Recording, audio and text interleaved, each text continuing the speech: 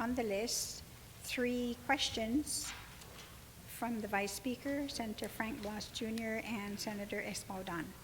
And so I'm going to then defer to the chairman, the sponsor of the bill, to either provide documentations or explanations to any one of the 3. And of course, senators, those of you who have those questions, that I would still give you an opportunity to come back for further clarifications.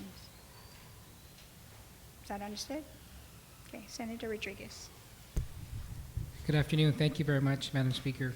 Madam Speaker, what I've distributed here is the summary of fee rate increase document that is attached to that was attached to the bill. But what we have in front of us are there's highlights on services that are not being performed at the hospital now, and so these are the services that we are disapproving in terms of their proposed rate adjustment. There was a question raised earlier in the request made that what are these fees we are disapproving, and so I spent our lunch hour period at the hospital to ensure that we get this this document from them, and so they've provided me with this, and whatever we need to do to include it on the bill to ensure that this is the document that we pass. I'm ready to do that with legal counsel's guidance. Mr. Vice Speaker, I know you were the first who had asked a question from the listing of 400, and my understanding that the list provided to everyone is a deletion of approximately 100 of the procedures. Do you have any further questions?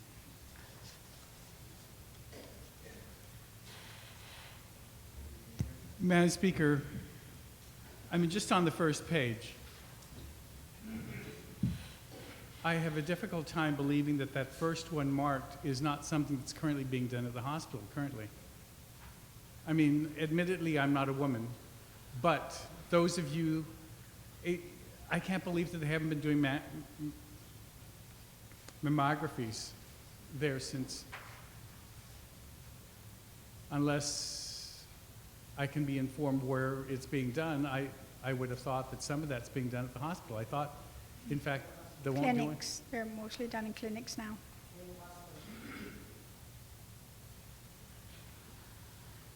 I'm just going down the list and trying to, barium enemas aren't being currently done?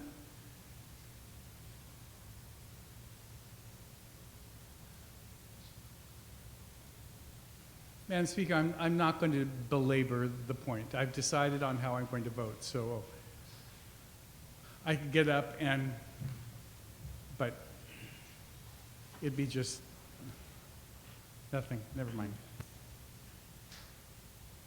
That too, by the way, is at also the radiology center. Okay, so Senator Blas, you were the next one also who had some questions. Thank you, Madam Speaker. Madam Speaker, this is my understanding that this is the new Exhibit B. Well, I don't know. I'm not. He didn't say that would be the new Exhibit B. He didn't say whether this will replace the existing. None of those. He just provided the information, I guess, in response to the Vice Speaker's questions about. So then maybe the author could yield. Yes. Okay. You go ahead and ask your question. And if this is now going to be the new Exhibit B. Okay, Senator, do you yield to the question? Yes, Madam Speaker. We could, because this is the exact same document that we have in our bill. And so the ones with the highlighted, the yellow highlight are those services that we are disapproving. And so that's why I said with legal counsel's guidance, I'm ready to make the motion to see how we can do this to ensure that these highlighted items are the ones that we are disapproving. So maybe. So then maybe, Madam Speaker, that should be disposed of first before I was just going to speak. get to that. Senator, don't sit yet, Senator Rodriguez, because maybe the best thing at this time, since they're identical, but there's going to be a deletion of those that are highlighted, that you should make that then a motion to now replace, the current Exhibit A with this new amended exhibit. With, the deletions, of course, added on. Do all of our colleagues understand that?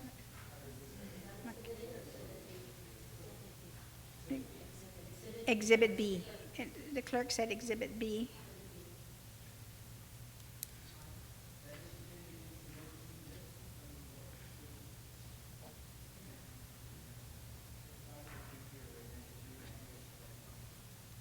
And Madam Speaker, if we could do that, if we could have them present us a cleaner list, so that before we vote, that it will be attached to the bill, and we'll make sure that it's attached before we vote. But just to show the body, these are the items that we are deleting from this list, or we are disapproving from the list. Okay, wait, I'm going to take a brief recess.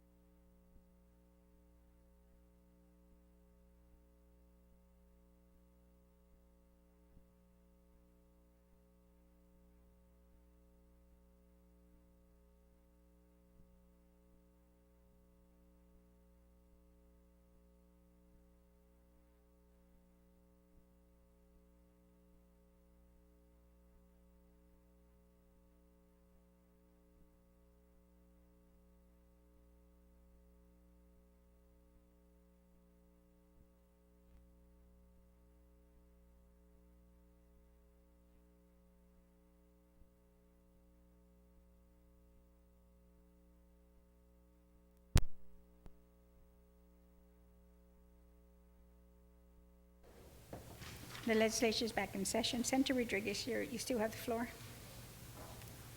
Thank you, Madam Speaker. So, Madam Speaker, my motion is to replace the existing Exhibit B on our bill to this that we have in front of us, that With the has the strike strike-throughs. through and the yellow highlight on each item. And it's for Bill 189, and it's pages 1 to 7 on the fee rate increase. I just want to make sure that we list everything and state it correctly. Do our colleagues understand then that if the amendment is to then amend the current Exhibit B, pages 1 to 7, with the new list that shows the strike-through? Okay. Does anyone have any questions on that? Yeah, they're both, you're right. They're highlighted. You'll see some yellow highlight and then a line strike-through. Any objections? No objections, order. Thank you, Senator. So, Senator Blas, you still have the floor. Thank you, Madam Chair. Madam Speaker, now that we've got that settled with regards to this list, I have to renew my concern with regards to some of these fees that are being proposed. And I want to take, just basically point out item number 18.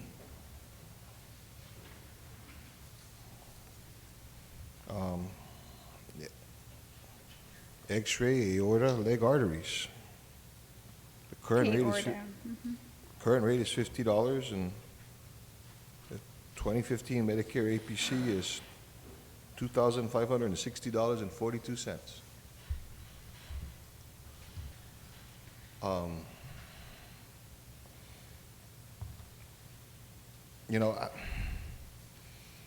And I recognize that based on their I guess, their chart here that shows that, at least in 2015, this procedure wasn't performed. What was the basis for it?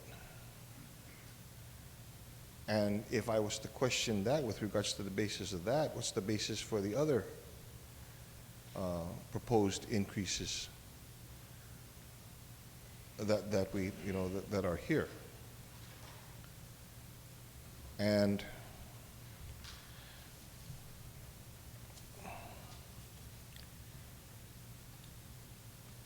it's like, okay, first off, if the author could yield to this question, maybe it can help help me to understand this a little more. The question is basically, what does APC mean?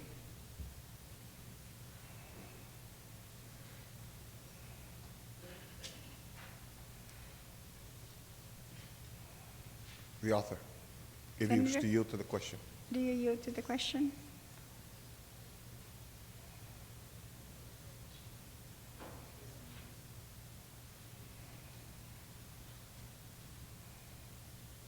Thank you very much, Madam Speaker. It's part of the committee report, and it's the letter from the hospital to myself, and it's APC is the ambulatory payment classifications. And so what it was, and I'll read this section of the letter from GMH, is GMHA proposes using Medicare APC, which stands for Ambulatory Payment Classification Rate, for pricing of procedures as a benchmark for determining the rate adjustments. This benchmark was recommended by a consultant who the hospital contracted to review GMHA's charge master, which is GMHA's fee schedule. Medicare APC rates are significantly lower than most rates. And so again, Madam Speaker, just to reiterate what I've said earlier too, is that these rates that we have before us are really not just numbers that really fell from the sky. These are numbers that the consultants have determined that would be the best way for the hospital to be able to set their rates. And again, to reiterate that these rates are lower than what you would find in any other private hospital in our island at this point. Senator Blanche, did you answer your question? Yeah, and it does. And so, there we know where this is at. This goes then to, I guess, a concern that was brought up actually earlier in the earlier discussions by one of our colleagues here with regards to the implementation date. As it was pretty obvious in testimony that was provided by various carriers, that the rates as proposed could result in increases in premiums, albeit probably not for this year, but obviously for next year. That said, though, is then the bill proposes that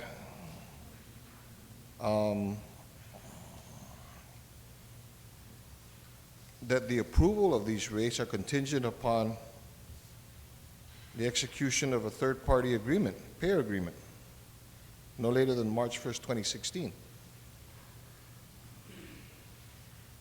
I'm concerned as to whether or not there's going to be enough. If there is, they're going to be able to complete that agreement at that time.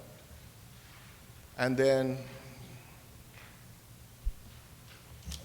what then happens if they don't?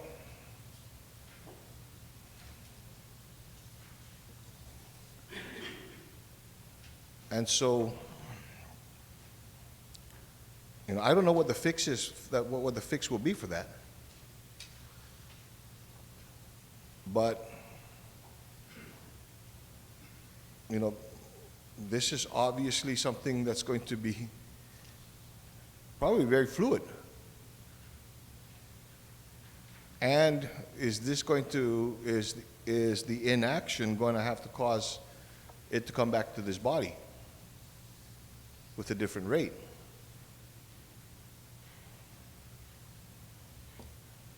So therein lies, concerns that I have with regards to this. And short of, I'm not going to propose this, but short of,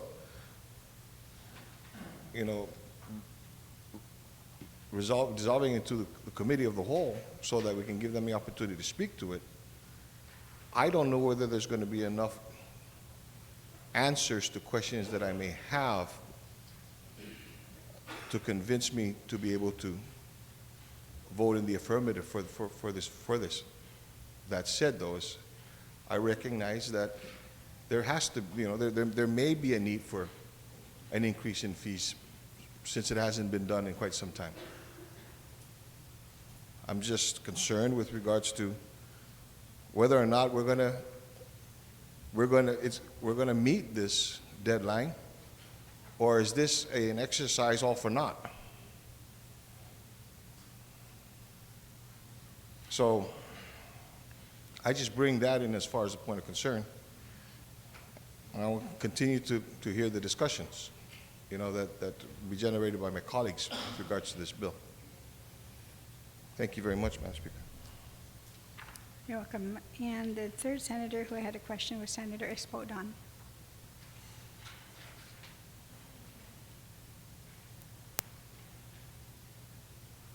Thank you, Madam Speaker. Madam Speaker, I understand the need for rate increases at the hospital. It's been a while since any rate increases were implemented. In fact, I believe that according to the exhibits that are attached to this bill, the Board of Trustees at the hospital actually referred to Public Law 2666, which allows them the authority to increase the rates. And looking at the differences, like I said, I understand the need to increase the rates, but Madam Speaker, I guess one of the thoughts and one of the concerns I have is in the report that was given to us earlier, that Guam Memorial basically has about $126 million of uncollected receivables. And I guess that might, and the report also goes on to say that there was a period of time in which GMH tried to attract people using various methods and programs to start paying their bills up. And out of that $126 million that was owed, only 200-some thousand was actually collected. I guess my concern is that if we raise these rates to the levels that are being proposed, and the same thing happens in terms of people who come into the hospital who is obligated to take anybody and everybody regardless of their ability to pay, and if these patients come in at these higher rates, right, being charged, and they don't pay, then all of a sudden that $126 million that's on the books to be collected could balloon into $500 million perhaps, because now we're talking in some increases, like was noted earlier, you're going from $137 for, say, for example, a bile duct drain to $1,833. So if somebody comes in without the ability to pay but needs that service and they're taken care of and they don't pay, then all of a sudden that goes into the books as a collectible. And it seems like a kind of a slippery slope to go down, because all of a sudden the hospital looks even worse and will forever be trying to catch up. And again, this is not an easy decision to make, because like I said, I understand the need to raise the rates so that we can be reimbursed properly by Medicare and Medicaid, so that the insurance companies perhaps can put into some of the true costs that maybe are being incurred at the hospital. But there's a negative side to that. And again, one of our colleagues spoke to that earlier in terms of the domino effect that it would cause. And I just wanted to raise that issue of concern. The other issue of concern that I have, and I think it was addressed by the previous speaker, of course, is the implementation of this thing. But the question I do have, and it's been answered, but not satisfactory is on section 3, on page 3, on line 19, starting with the word failure. Failure to do so shall be deemed to void and hold in abeyance the continuing implementation of the GMH fee schedule. The continuing implementation. So in other words, from the date that this is enacted, right, it'll be implemented, and then possibly if there is no third-party agreement, then everything stops. So anybody who requires services for that period between the enactment of this law to the potential non-agreement by third-party payers, right, will have to pay those higher fees. And then if there is no third-party agreement, then it goes back and everything's on hold. There's no more implementation. And I'm not sure if that's the correct interpretation of the wording here. And I think we have to be very careful about wording, because when we enact policy, and if it does go to a point where the court needs to interpret something, if it's not clear, then the court will probably hold that it was ambiguous or it was too vague or it just didn't make sense, so they can't really rule on it. But if we're going to pass policy, I think we need to be almost quite clear, very clear, as to what the policy is. So I just bring that to the question. I don't have a question for the author. I mean, I have some questions in my head, but I'm not sure that any answer would be satisfactory unless we clear up the language. And because I'm not on the committee and I'm not sure what the wording should be, right, to guarantee that the implementation of these fee schedules, first of all, will take care of the concerns that I have. But if the author would like to speak to it, I wouldn't mind. But if he doesn't, I'm not directly asking him to yield. Thank you, Madam Speaker. Well, sometimes, of course, the more you discuss this in terms of what your concerns are, that it may, trigger, someone to either thank come you up then. with, an amendment, or unless you need some time, to be able for me to come back to you if you have an amendment. Well, if I may, and thank you for that, Madam Speaker, because again, if I go back to that very same line, failure to do so, basically failure to execute a third-party agreement, shall be deemed to void and hold in abeyance the continuing implementation. In definition, to void is it has no legal force and effect. To hold in abeyance is to temporarily put into inactivity. So what is it, right? Are we taking it away and saying it has no more legal effect, that these schedules have no more legal effect because no third-party agreement has been reached? Or is this law saying that we're going to hold this temporarily?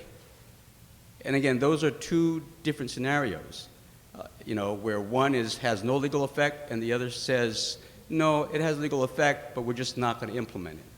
And so I think that's where I have a little confusion. And again, it's a matter of, I guess, statutory construction to make it perfectly clear of what we're really talking about if something doesn't happen. If a third-party agreement is not reached, is this plan void or is it going to be held in abeyance? If it's void, then it's not in abeyance, it's void. It has no legal effect.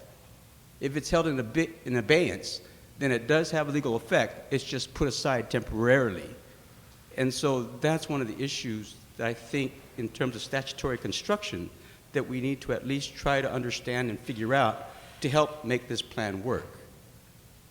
Without an amendment to clarify that, again, I think we're introducing policy that may be ambiguous or vague or probably contradictory to one another in itself.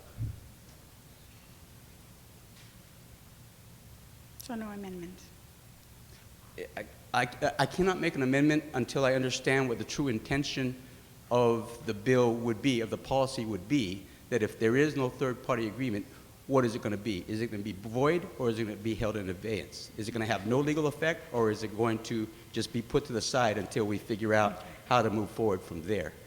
Right. I guess that would be the question before we can So, make an amendment. Senator, do you yield then to the question? Thank you very much. Well, he wasn't really yielding, but maybe what I can do, Madam Speaker, is just, if I may, make the amendment to delete the word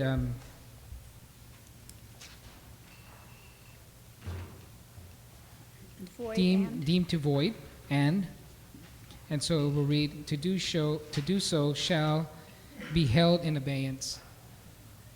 be held. So the amendments to delete the words deemed to avoid and then change hold to held. So do so, be Or held. Madam Speaker, if we can have maybe the legal Legal counsel come counsel. up with it, but basically, if I'm hearing what the good senator is explaining, it really is to hold in abeyance the further implementation if there is not even one single third-party payer agreement that is executed. Okay, so it shall hold in abeyance, maybe. So legal counsel, you understand?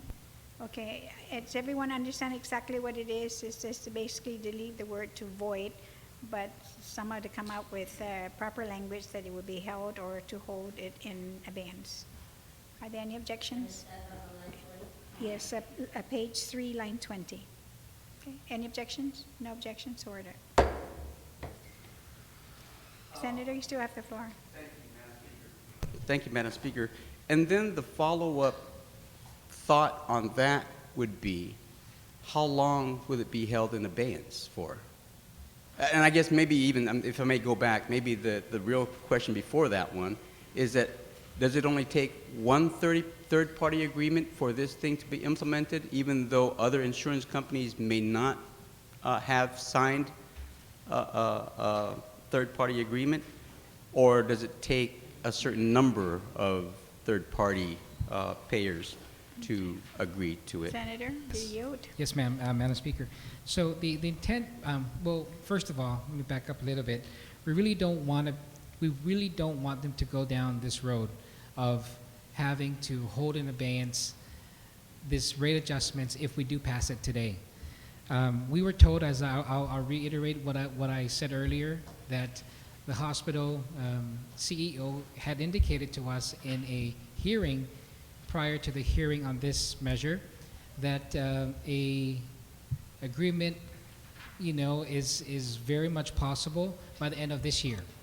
And so, knowing of the history of really, it's been 2006 was the last time they had signed an agreement, knowing how long it takes, we're giving them an additional 3 months to be able to really work on an agreement that is agreeable to both the hospital and to the third-party payers. And so the idea is that if they even have with one insurance company, then that is already in itself a success. Should the others hold out and refuse to sign a third-party payer agreement, well, that's going to be that's their choice. Now is different from what it was a few years ago when the hospital made a decision to terminate one third-party payer. It was catastrophic because there was no other hospital for their members to go to. Today there is. If the hospital and the company doesn't come to an agreement, then there's another hospital they could send their members to, which is our people to, and that is the new hospital. And so, what we're trying to affirm here is the policy of them having to be able to come to an agreement on a third-party payer agreement. I gave the example earlier of you walking into, let's say, a hotel. You just walk into the front desk counter and ask them, how much is a room? They'll give you the rack rate, which is, anywhere from $500 and above. But if you had gone through Booking.com or any other agent, because they have that agreement with that hotel, then you're able to get that same room for maybe $150, $200. And so we've seen, at least for me, over the past 5 years, how important it is for the hospital to have an agreement with third-party payers. Not having an agreement is a disadvantage for the hospital. Clearly, a disadvantage, and this is something that has been advised to us by the hospital representatives for a very long time now. Okay. Senator? Thank you, Madam Speaker, and thank you to the author on that. And my understanding from that would be that so long as there is one third-party agreement, then this is in effect. Therefore, I would like to make an amendment to line 18 after the words execute, after the word execute, GMH executes, it should be the words at least one.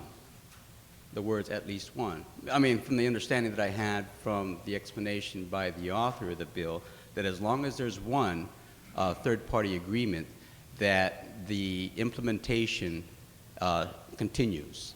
So just to make it specifically clear, right, then it would have to be that later GMH executes at least one third-party agreement, and then under agreement would be in parentheses the S, because, oh, actually, no, you could strike the S from the agreements because at least one agreement. Okay, on the amendment, page 3, line 18, after the word executes, add the words at least one. So it should read executes at least one third-party payer agreement. Right, and perhaps strike the S at the end of the word agreement. Okay, So it and wouldn't strike be the agreements, S. at least one third-party On agreement. the amendment, any questions? No objections? So ordered. Thank you, Madam Speaker. You're welcome, Senator. Senator Tom Adat. Thank you, Madam Speaker. Madam Speaker, in looking at the increases to the rates, a lot of the increases are really well above 200, 300, even probably higher than that. In fact, I had to go back and check my decimal point to make sure that I was getting the right percentage. But these are really hefty percentage increases, and it seems that we're trying to, in one fell swoop, overnight, close the fee gap that we should have been doing annually over the past decade. So we can't. The fact is that we are here today, and there's a large fee gap, and to try and close that gap in just one fell swoop really has some very serious consequences. And so in the utilities, we call that rate shock. And so it would seem that while we can all agree that rates need to be increased, I don't know that we can all agree that it should be all done overnight in one fell swoop. Because for the self-payers, when they do pay for their services, they will get impacted. For the ratepayers who don't pay for their services anyway, they certainly won't feel it. But then for those who are depending on their insurance and are going to have to then bear the burden of increased premium rates, then certainly we're probably going to drive a lot of those to be the self-paying non-payers, because now they can't afford that insurance. So it would seem only rational that we can all agree that we need to increase the rates. But to do it all in one fell swoop is really, I don't think is rational at all. And the consequences for doing that is very serious. And if that's the way we're going to go, then I don't want to go down that road. Thank you very much. Is there anybody else who would like to speak? Senator Tony Adat, you're recognized. Thank you, Madam Speaker. Madam Speaker, I listened here intently on the issues concerning the rate proposals for the hospital. And it was just maybe about a couple of weeks ago.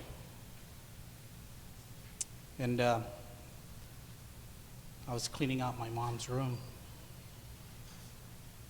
And my mom, she's a type of person that she likes to save newspapers.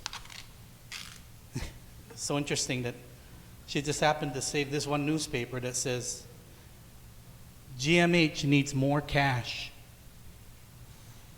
hospital officials seek $500,000 a month until fee hike. The ironic thing about it, this is dated 2004.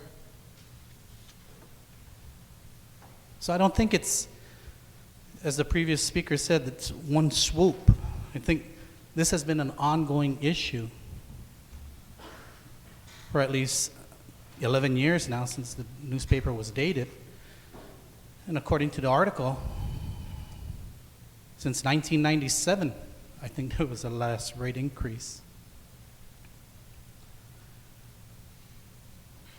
I know it's difficult anytime it comes to fee adjustments.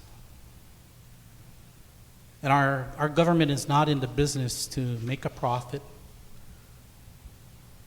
but our government still needs to sustain operations. And I heard about the insurance rates going to be increased and this and that. If we just remember not too long ago, what had happened was the insurance companies had already, several of them, negotiated with the new hospital. And I'm more than sure that their rates are much larger than what currently GMH has.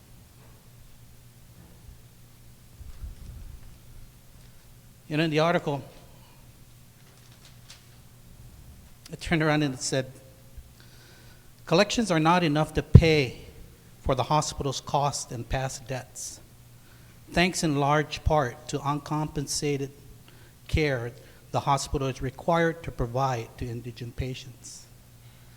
The hospital has not raised its fees since 1997, although medical costs have risen, making it more difficult for the institution to operate. Had this body taken action 11 years ago, maybe we wouldn't be here today addressing such an increase. But let's not be the body that waits and let the body 10 years from now address this same issue that this body should be addressing today. Is there any magic bullet? There's no magic bullet for it. But the hospital needs its finances to operate. And I think it's going to be difficult to go down in the line and when it comes to voting, to vote for a rate increase. And you know, the thing about it is that this was an election year. So I'm pretty sure that's why it wasn't, this wasn't addressed back then in 2004. But it's time we start looking at what our agencies need. Increases are never popular, but sometimes they're needed. Let's not wait 2 years or 5 years from now when we're in a situation where they're going to say, well, we have to privatize GMH or we have to close its doors. Let's not be the body that didn't take action for that action to happen. Thank you, Madam Speaker. You're welcome, Senator. On the motion? The main motion? To place it on the voting file.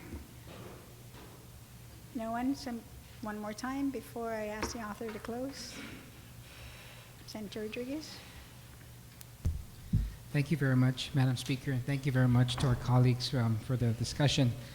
I want to especially thank my Vice Chairman, Senator Tony Adat, for his remarks, because he's spot on.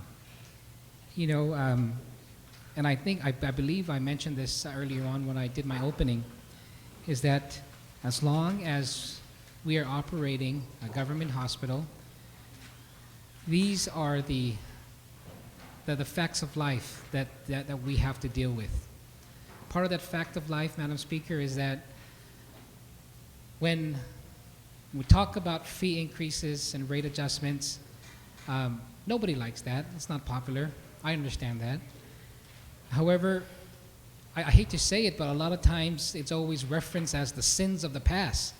Well, this is a prime example of that, Madam Speaker, is that we have politicians that believe their position is much better than the subject matter experts. Their positions are much better than consultants that we taxpayers pay to tell us that we need to make these adjustments. We heard it here today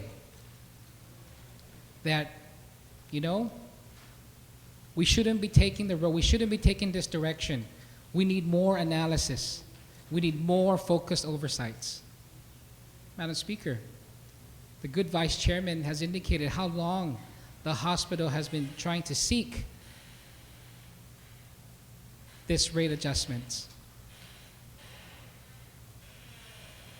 We talk about the pain that insurance companies, who, by the way, Madam Speaker, is a $250 million a year industry in our island, how they won't be able to handle a potential $4 million because of this rate adjustments at our public hospital. We talk about that, Madam Speaker, when some of our members here know they were perhaps in that legislature when we gave them a sweetheart deal. We gave them qualifying certificates where they don't pay 4% GRT, other taxes they're supposed to pay. But here we are saying now that this rate adjustment is going to cause them to increase premiums. Instead of standing with our people, we are promoting the fact that, you know what, we're doing this, so go raise your rates. It's wrong, Madam Speaker. Also, to put the burden of this potential increase in premiums on the back of GMH, a hospital that takes in patients, cares for people regardless of your ability to pay, is wrong. It's irresponsible. Madam Speaker, we're talking about 400 items that we're looking at adjusting out of the 15,000 items in their charge master. This is not an attempt to do one swoop to try to provide them the resources they need. It's just doing what is right. It's ensuring that they're able to recoup even the cost, Madam Speaker. And so again, Madam Speaker, I ask my colleagues, we talk about wanting to help our hospital, our only public hospital. Well, this is one of the ways. Another way that was discussed during the public hearing of this, Madam Speaker, is if we're really so committed to wanting to provide them the resources possible, maybe it's time to revisit our Medicaid state plan. It's time to revisit how our MIP reimburses the hospital. Because we know we're not reimbursing them the way we should be. It's based off this Medicare reimbursements to our hospital, which even that, Madam Speaker, is a disservice to our community, disservice to our people, because we have the federal government telling us how it is that they're going to pay our hospital, which is pennies to the dollar. This is opportunity, Madam Speaker, for us to be able to sincerely be able to provide this another tool to the hospital for them to climb out of this situation they're in. And so again, I ask my colleagues to please vote yes on this measure.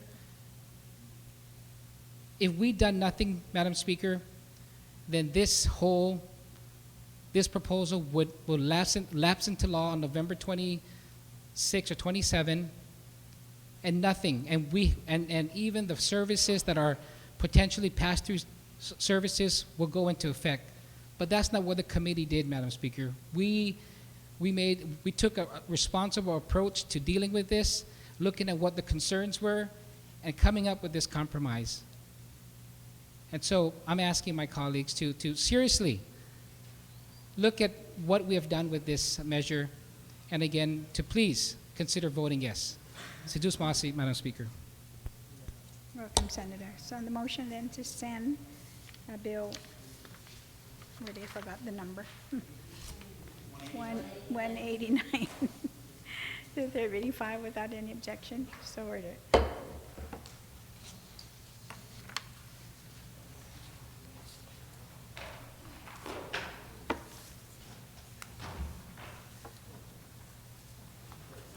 So Renee.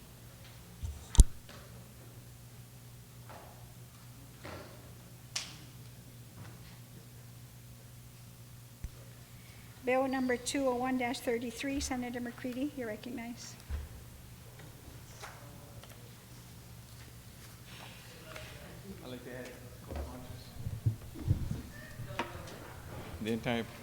Thank you, Madam Speaker. I would like to make a motion to send Bill 201-33, Committee on Rules, to the third reading file and discuss. Okay, and you're going to discuss it. You may proceed. Thank you. Madam Speaker, Bill 201-33, I mean, I don't know how many times we discussed it. I don't even know if we have to discuss it anymore, but At least just briefly explain it. exactly. Bill 201-33 takes us back to the original raise or original salary that the legislature had paid themselves of $55,307 back in 2010. This is something I have been doing for the last 3 years.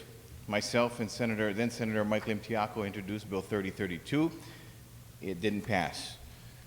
We continuously made amendments, and they didn't pass. So this is another opportunity to try and address this issue. I know we've addressed it more than once, and I know one of my colleagues is going to even ask the question if more than once is too many times for the legislature. I know it's going to come up. So I don't have much to say. I think it's been said in the newspaper. It's been said on TV, talk shows, radio talk shows. It's been said in this hall. I guess all we need now, Madam Speaker, is to just vote, to find out what the body decides, vote whatever they decide, and surely I would respect whatever they vote, whether it's yes or no.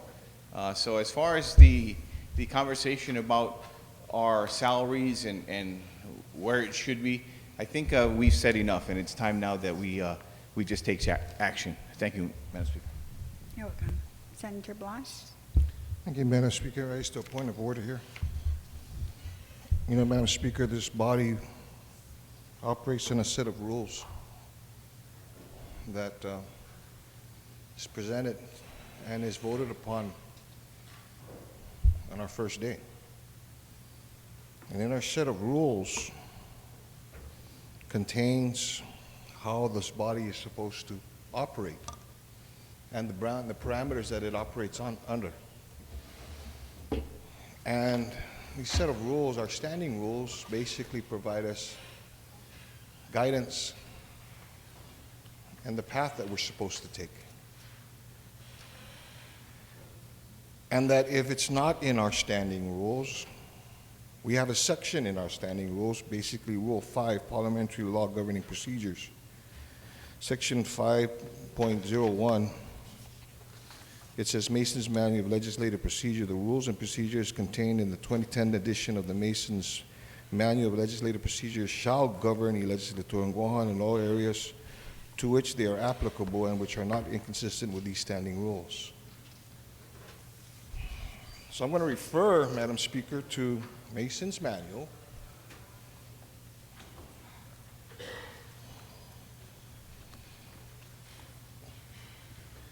And it's going to be Chapter 16, Section 159. For those of you who want to follow me in your Mason's Manual, it's on page 124 of the manual. It says main question may only be the main question may be considered only once at a session. And what it basically reads, it was an ancient rule that, number one, it was an ancient rule that when a bill was once passed or rejected, another of the same substance could not be brought in again during the same session. Number two, the difficulties resulting from the application of this rule became so serious that the right to reconsider any main motion became established. Number three, a rule of one House relating to further consideration of a question that was defeated has reference to a measure once acted upon by that House and does not prevent the consideration of the same subject matter when embodied in a bill or resolution coming from the other House. Number four, a bill having precisely the same title and subject as one previously rejected by the House may be refused introduction. Number five, when a decision has already been made on any question, the equivalent question, whether in the affirmative or negative, is not in order. Questions are equivalent when the negative of one amounts to the affirmative of the other and leaves no other alternative. And number six, indefinite postponement suppresses the subject during the session in the same manner as the rejection of the proposition. That said, Madam Speaker, I don't know whether it's proper that this body take on this matter, in that our rules itself state, and has been eloquently stated by the author of the bill, that we've had a bite out of this apple already. So, Madam Speaker, I look to you and possibly assistance from the legal counsel to basically provide us that interpretation as respect to this piece of legislation, as to whether or not we can move forward. Because basically, our standing rules provide this action, or the action that should be taken. And I don't think that the action that we're taking right now is consistent with what is provided in our rules.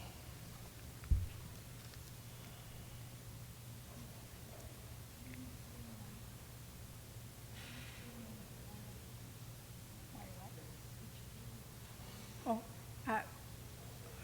Senator, is it specifically to 201 that you're speaking to right now? Yes, then? yes, ma'am. Okay, so to 201.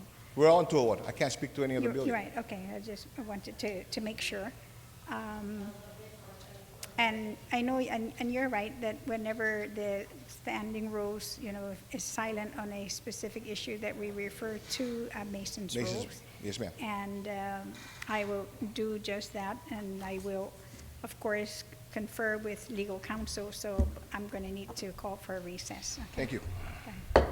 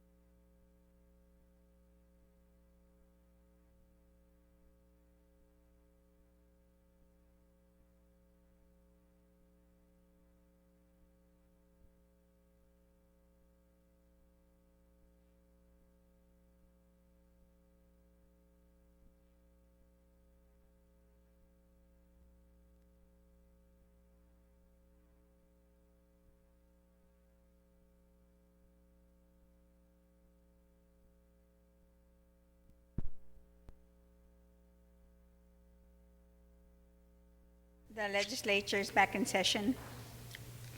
We took a brief recess based on, of course, a point of inquiry, I guess, or a point of order from Senator Bloss,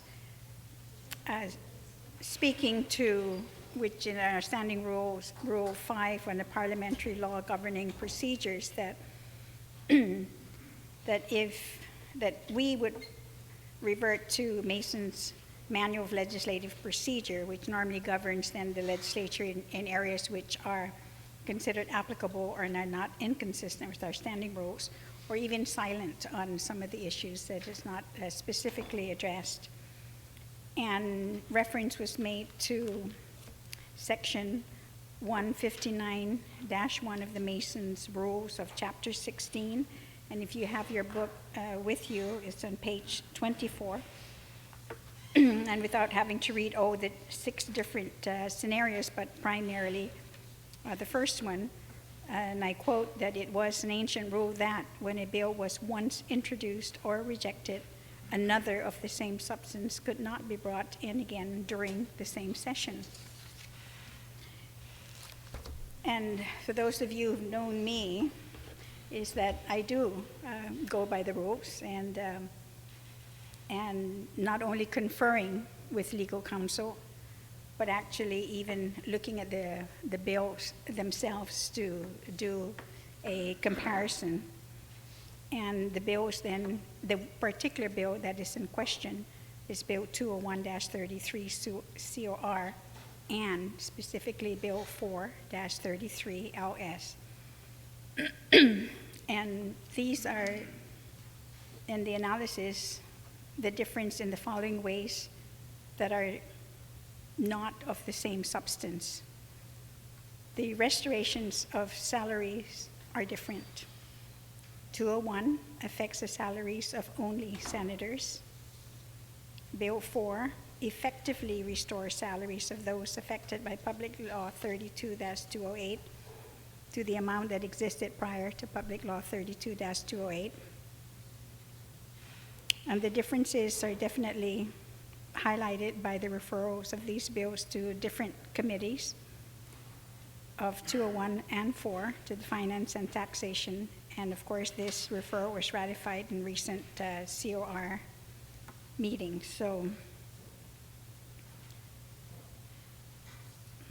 therefore, and I know there's still, and we don't have the time for legal counsel to go and try to do the further research of what we consider same substance. What do we consider session?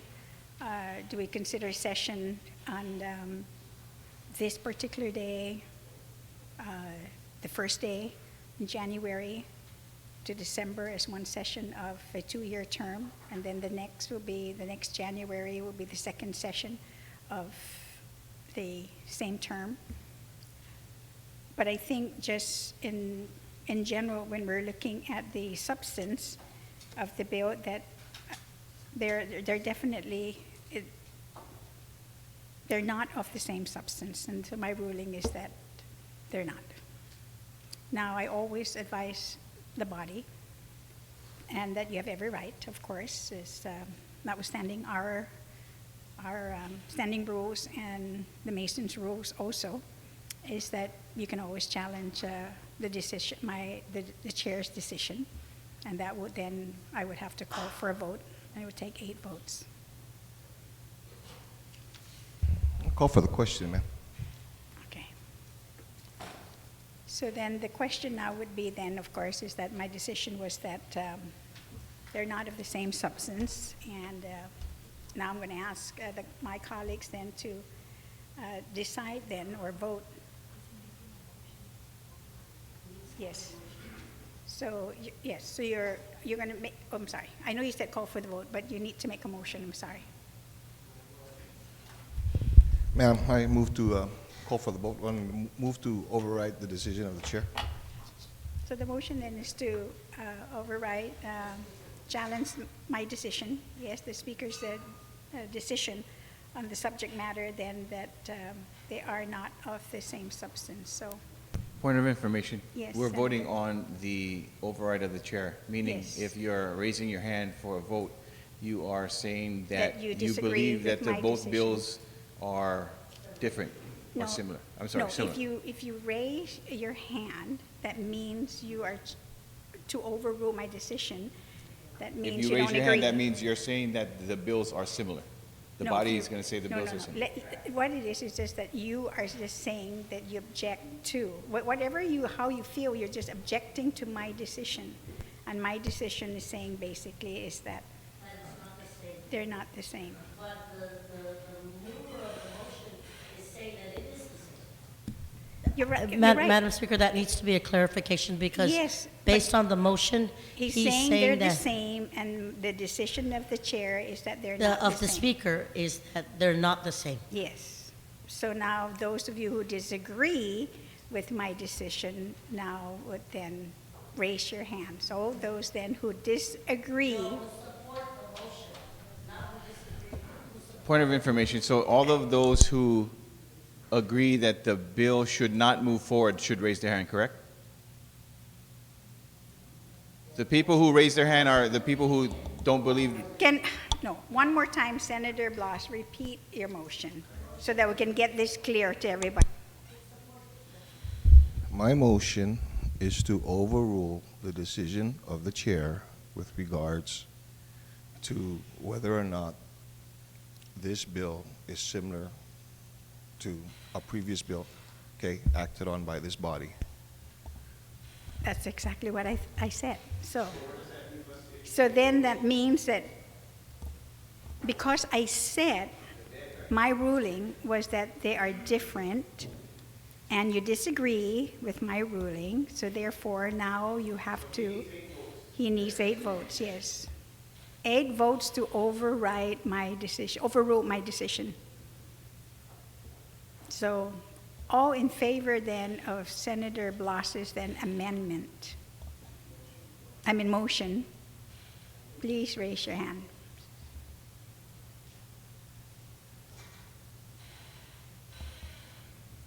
Okay. There are 3 votes, so it failed, I'm sorry. So to continue, so you wouldn't want to be the first speaker then for 201? No, ma'am, I'm another point Okay. of order. Say your point of order. And what are you going to be referring to, Masons? I'm going to be referring to Masons, Chapter 7, and the Principles of Parliamentary Law, Section 65, the Finality of Actions. Can you give me the page number? Page number 55. 155? Yes, ma'am. 155? No, 55. I'm sorry, section or page? Page 55, Oh, Section 55, 65. Page 55. Page 55, section, Section 65. Section 65, page 55, on amendability of motions? I'd just like to be able to provide, ma'am, that according to Masons in Section 65, found on page 55, finality of actions, when a final vote is taken upon any main motion, that vote is binding. It is necessary that it be possible to put an end to debate on controversial questions, otherwise the minority could continue to make motions concerning the matter and keep it under consideration to the exclusion of other matters and to the point that progress of the body would be seriously impeded. So I bring to point this section 2 as well, Madam Speaker. It points that in previous actions of this body through Bill number 4, there was the question that was raised. The body had decided on the question, and that question that was raised was whether or not we should act on the salaries of elected officials to include senatorial salaries. It was the actions of this body through the amendment that was removed. According to now this section, ma'am, that action is binding.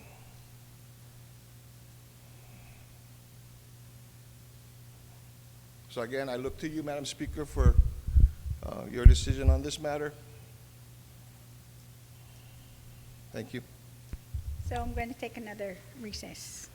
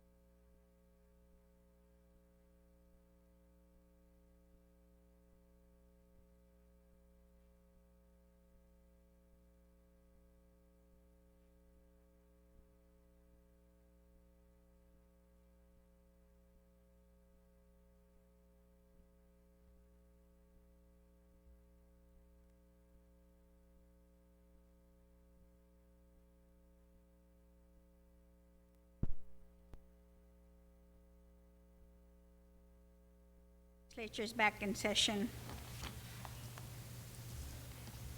Senator, after again, yes, Senator Blas is right here. So after again reviewing a new section in the Mason's legislative manual on page 55, section 65 on finality of actions. And the first, of course, says that when a final vote is taken upon any main motion, that vote is binding. And you're making reference to Bill 4. So I was able to pull out Bill 4 as introduced, and of course, Bill 4 as passed by the body. And in my earlier ruling, in terms of the differences of Bills 201 and 4, and my ruling, of course, was saying that they're not of the same substance. And looking at the title, in which I think you're making a reference to, is that the final then action and the final vote on Bill 4 was actually then the deletion of the other subject matters, and it was just relative to the preventing the waiver of the public hearing requirement for bills proposing salary changes for elected officials. So therefore, again, my ruling is that the final vote that was taken was the final vote of Bill 4, in which not only the title has changed, the content, of course, of the bill has changed, and the only section of Bill 4 that remained in its formal bill that went to the governor for his signature was actually Section 2 of that particular bill, and everything else were deleted.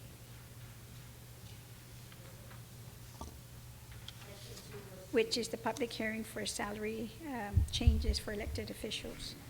I mean, the public hearing for salary changes, yes, for elected officials may not be waived. That's on the... But you do acknowledge, Madam Speaker, that there was the actions of the body that was able to do that, right? Yes. That was the final vote, which actually is on specific only to... As a result of the actions of the body, then we came up with the final vote. And in that final vote was the inference that the actions of the body took a vote on the action.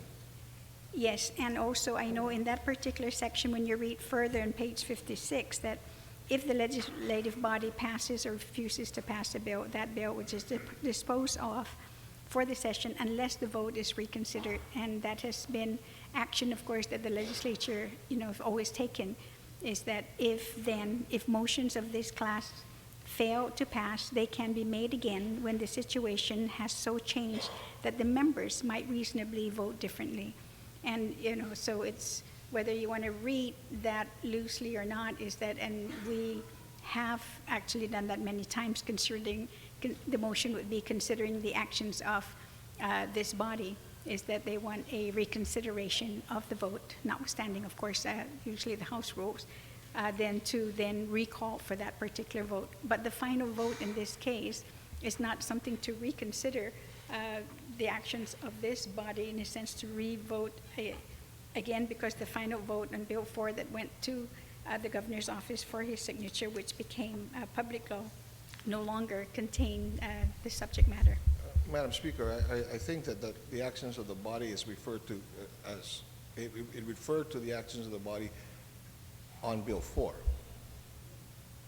Yes, which is what I said to you, the final. We're not discussing Bill 4, ma'am. We're discussing 201. No, but that's what you're making reference to. Yes, I'm now, making reference to that. If we're going to talk about 201, Yes. there has not been a final vote that's been taken on that yet. We haven't even begun to discuss it. And understood, because can we move forward on this? So yes, so that's again. So that's your ruling? Yes.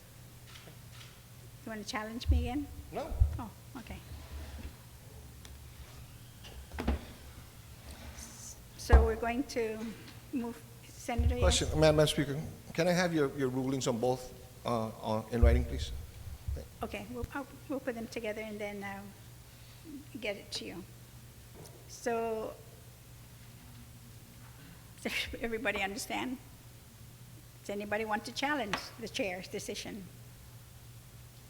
There being none then, so that we're going to move forward then on the main motion, which is on Bill 201. Is there anyone who'd like to speak? Senator Tom Ada and then Senator Underwood. Thank you, Madam Speaker. Madam Speaker, when the sponsor of the bill was given the opportunity to make his introductory remarks, he basically stated that he doesn't really need to discuss it because it's been talked a lot about on the talk show, on the radio talk shows, and of course that's presuming then that we all listen to the talk shows, and I do listen on occasions, and I would catch the 2-minute blurb on the news, but certainly not to the extent that I can say that I really understood what was being said out there. He also said that there's no need to discuss because it's been discussed in these halls. Well, I would like to ask the author to yield to refresh my memory then. And I really would like to listen to his rationale as to why of all the elected officials and appointed officials that got pay raises, it should only be the senators in this legislature that should be rolled back. So I really would like, genuinely, seriously, I want to understand where he's coming from, and he might just persuade me. Senator McCready, do you yield to the question? Thank you, Madam Chair. And I'm not trying to persuade him. It's up to him to vote yes or no. If he hasn't refreshed his own memory by looking in the past of what we've done in the last 3 years, then it's not my job to do that for him. Either vote it up or vote it down. That's all I'm saying. If he hasn't heard the rumbling of noises, then maybe he doesn't want to hear it. And maybe we want to act like there's no problem and hide in the corner and just say, hey, everything's fine. The only person that's going to address this issue is these people right here in this session hall. So some of the things he brought up, I can't answer. He has to answer that for himself. I've only been here 3 years. So I'm looking for him for leadership. I'm hoping he can persuade me to do something, not the other way around. I haven't been here for 20 years. So, that's great that he listened to my opening statements, but make a decision for yourself. I don't need to persuade anyone. And I'm not trying to persuade anyone. I didn't ask him to vote yes on this bill or no. Make that decision yourself. Thank you, Madam Speaker. He's answered my questions. Is I have to make up I have to make my own decision. I will. I've already made it. Thank you. You're welcome, Senator. On the motion, Senator Underwood, you recognize.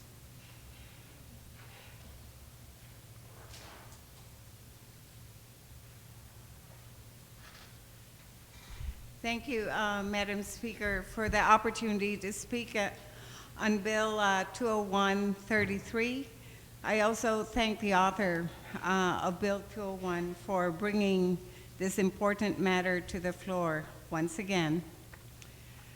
We all know through the public hearings and through comments made by our community that the pay raise that have been given to the governor, the lieutenant governor, the senators and mayors, all elected officials have been the source of disappointment and oftentimes anger among our people. But it is important, Madam Speaker, for us to focus on the main issue. The governor and the success of his financial plans is not at the core of this issue. The governor came to this body last week and spoke passionately about the nature of government of Guam finances and the conditions that he faced upon taking office in 2010. He and members of his administration spoke about the successes and the current condition. While elements of this may be accurate, that is a conversation about the budgeting process and financial planning. I certainly have my concerns that the government of Guam does not generate enough revenue to provide for the educational issues that DOE, GCC, and UOG. But even taken together, that is still not the main concern of our people. The salary increase of staffers in the executive branch, especially those who work directly for the governor, is not at the core of this issue either. That is primarily the governor's decision. And assuming, based on the revenue that is coming, the payment of staffers may be questionable, but that in and of itself is not at the core of this issue. Much has also been made about the paychecks of those who work in the autonomous agencies. Those pay schedules are determined by autonomous agencies, which are properly reviewed by this body as part of the budgeting process. They are supposed to be autonomous, and their professional pay schedules are based on national standards and practices. There is no autonomous agency which has a pay schedule for professionals that exceeds the national average for comparable positions, and all, including GMH, GCC, the airport, the port agencies, left out of this conversation are below the national average. This is an important part of the conversation. And some in this body will want to invoke the actions of senators who are no longer here, or talk about legislation going back to before the actions of the 32nd legislature in the lame duck period following November 14, the November 14 election.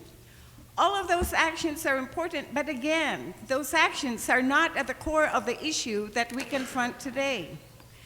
Madam Speaker, the core issue is the fact that as a result of our action in this body and the governor's action last year, public confidence has been seriously eroded in our government institutions. This is not just about the size of the pay raises or whether individuals even deserve it or not. It is about the continuous erosion of public confidence in our decision-making about this matter. This is like a cancer, which affects every other decision that we make. We made this decision almost immediately after the election in lame duck, and we made it retroactive. We told the public that we will make this decision after the election, and we are so confident in our decision that we will pay ourselves backwards as well as forward. And our people have asked, if we were so confident about our decision for the pay raises, then why didn't we make that decision before the election? The question is how to restore the confidence in our institutions, our legislative body, and the executive branch, so that we can move on without listening to the continual drumbeat of public conversation, which goes something like this: we can afford pay raises, but we can't fix the schools. We can afford pay raises, but we can't fix the potholes. We can afford the pay raises, but we can't get vehicles at work. We can restore the public's confidence by fixing the primary mistake, which was to give elected officials substantial pay raises during the lame duck session and then adding insult to injury by granting a retroactive pay raise. No amount of conversation about the state of government finances, the success of the governor's financial plans, the pay schedules of autonomous agencies, the hard work of senators or governors or mayors will restore the public confidence. We must restore public confidence by rolling back the pay raises today and then move forward on legislation for pay raises for public officials in the future, before the election and after a public hearing. I propose that we do this surgically. We leave the pay raises for the individuals who work for the governor out of the picture. Those who work in Adelup cannot give themselves a pay raise. I propose that we leave the mayors out of this and give them a slight pay raise in conformance with a Hayes study, but not at the rate that was passed last year. The mayors, even though they are elected officials, cannot give themselves a pay raise. This Point of leaves information. Point of leaves information. us with the elected of officials information. who can act to raise Senator- Point of their own information. salaries. One moment. What are you raising? Are we talking about Bill 201 or 204? We're talking Because about it seems 201. like it's going to another bill. We're just talking, are we addressing, I'm addressing it. 201 is senators only? Yes, And it 201. sounds to me as if we're addressing Bill 204. Yes. I'm Senator, you're getting right. to that point. Thank you. Yes, she may continue, because sometimes you do wrap and loop things in your discussion. Yes, Senator. Are we wrapping things up today? Is that what you're saying? No, I'm just saying that when, I've allowed you guys, when you discuss, Uh-huh. is that you bring in examples of other things, and I'm not, and I Okay. don't hold you strictly. If you want me to do that from now on, then I suggest then you tell me now, and then that's the way it's gonna be from here on in. I'm giving the body some latitude here. I just would like to follow the rules. Okay, so That's just it. follow with me and go with me. Thank you. You may continue, Senator. Thank you, Madam Speaker. So this leaves us with the elected officials who can act to raise their own salaries, the governor and the legislature. We are the cause of the loss of confidence. We are the center of this public controversy. We must take action on our own pay raises and rescind them today for ourselves. Therefore, Madam Speaker, I propose the following amendment. I propose that, We don't have any copies of any can make amendments. a copy? And it's specific, of course, to the Yes, senators. to this, to Bill 201. Yes, okay. Yeah, brief recess to make copy then.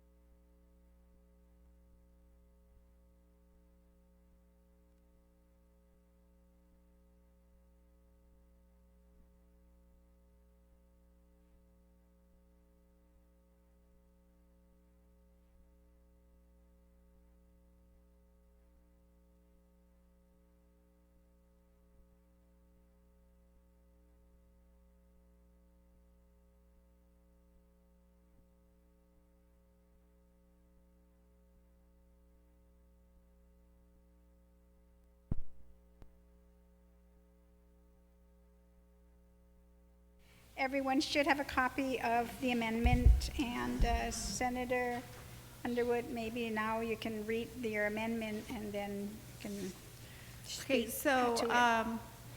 the amendment would start in line 5 to 12. Page 1 of the bill.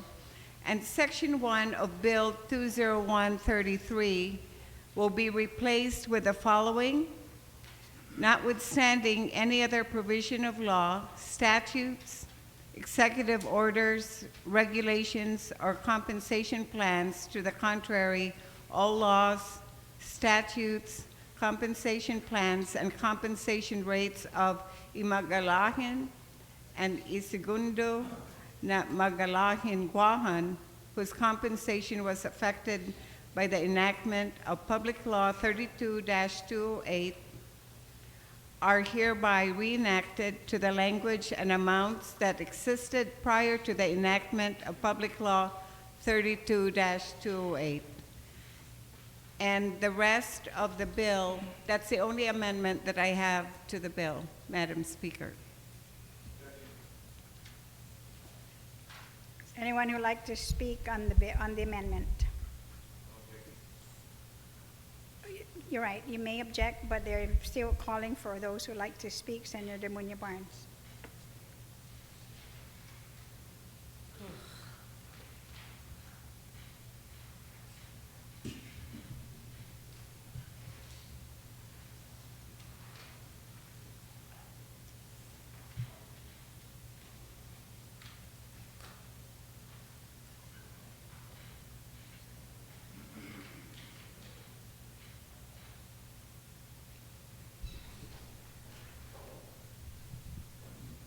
Madam Speaker, maybe I just have a point of inquiry to the author of this amendment, if I may. You may If I could ask your state question. my question. Just based on what has been provided by the author, I'm asking if the amendment in TAC will exempt, the amendment as proffered will exempt the mayors and the vice mayors because they were not affected by Public Law 32-208. They went through the whole Competitive Wage Act process. So I'm just asking as a clarification to make sure I can understand what is being proffered right now. Senator, do you yield to the question? And senators. Okay. Madam Speaker, the amendment really just makes reference to the governor and the lieutenant governor. It does not make any reference to rolling back the mayors. This is specifically just the governor and lieutenant governor that their pay is basically go back to that level before Public Law 32-208 was passed. Thank you. Senator, was she able to answer your question? Okay.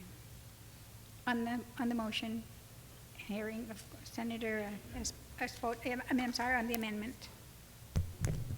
Madam Speaker, I appreciate the time. Although I do have, I guess, a comment to what the author of this amendment said earlier, and that is, I agree with her to a large extent about the erosion of the public confidence by the actions of this body. And so I believe that might be, and again, I don't know this for fact, but I would interpret that because it was the actions of this body that actually passed the pay raise in November of 2014. And by the way, Madam Speaker, I was not a part of that legislature that actually enacted that. But then the issue becomes, she says, it's only the governor and this body that can raise salaries. The governor cannot raise a salary without the action of this body.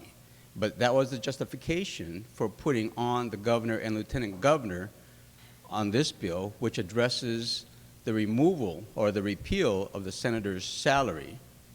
And so I have to question the intent of why are we adding the governor and the lieutenant governor at this point, when really the action that created the pay raise was the action of this body? Senator, do you yield to the question? Madam Speaker, it was actually the governor who called this session, this legislature, into a special session to address the pay raise. And so, therefore, not only that, the body here may have voted on the pay raise, but. Okay, just to repeat for the record. Yes, please. It was actually the governor who had called this body, the legislature, into a special session to address the pay raises before this body actually voted on it. And then the body voted on it, and then it was signed into law. That's why it's both the legislature and the governor that actually had taken the action collaboratively. Senator? Madam Speaker, I understand, but that is within the governor's purview by the Organic Act to call us into a special session to Yes. address a bill. You're right. So to blame him for something that he's authorized to do by the Organic Act, I don't think stands the reasoning that the good senator had put out. Moreover, if you really take a look at what really happened there, this discussion started not just in November. This is not the action of the body in November, and again, I'm going to repeat one more time because I've been held in the press to say that I was a part of the body that actually passed the pay increases. I was not a part of the body. But if you look historically, really this issue came up long before November of 2014. And in fact, it was probably even during Governor Felix Camacho's time that the issue of the Hay Plan, right, the increase in government salaries was going to be looked at and studied and take effect. And then if we all recall that when Governor Cabo first came into office, he actually put a stop to the implementation of the Hay Plan, citing that he needed to make sure that the financial house of the government was in order. And I believe that went on for 1 or 2 years. And then, and again, Madam Speaker, even during that time, I was not a member of this body.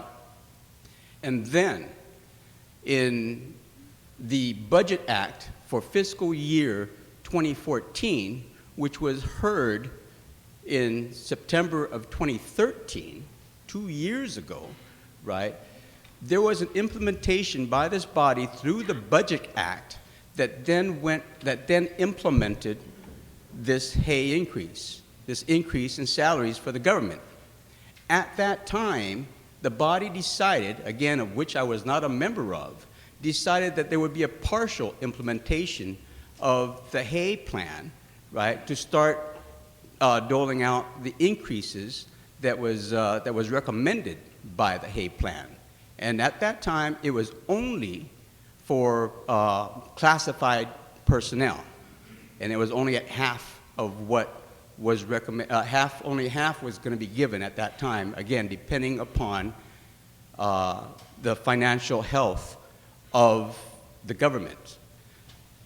Moreover, within that act, that Budget Act, there was a section 2, I believe, of Chapter 11, that basically then comes out and says,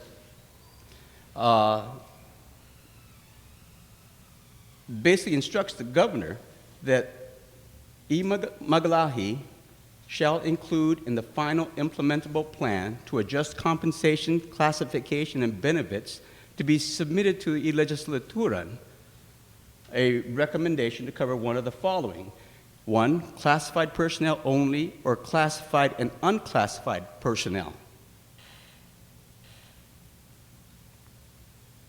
Moreover, under Section E of that same chapter, then this body in that budget bill says, as part of the law, the final implementable plan to adjust compensation, classification, and benefits shall be submitted by Imagalahinguahan to the Speaker of the Legislature no later than January 15 of 2014. this is the key, the implementation of salary increases due from said plan shall be effective 30 days after receipt of the plan by the Speaker of the Legislature unless disapproved or amended. 30 days after January 15th, when the governor was supposed to turn in the plan.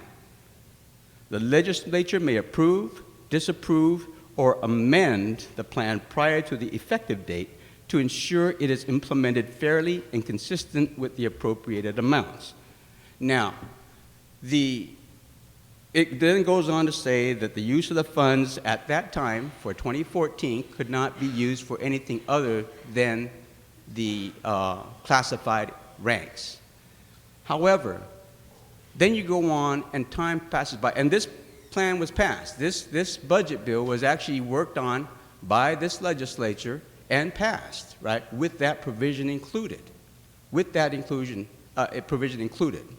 On January 15th, the governor submitted the Hay plan, right, an implementable plan, right, for both classified and unclassified employees, as was, again, instructed by the budget bill. 30 days passed, and this body took no action. According to law, the law that we passed, or the body passed, again, I was not a member of that body, right?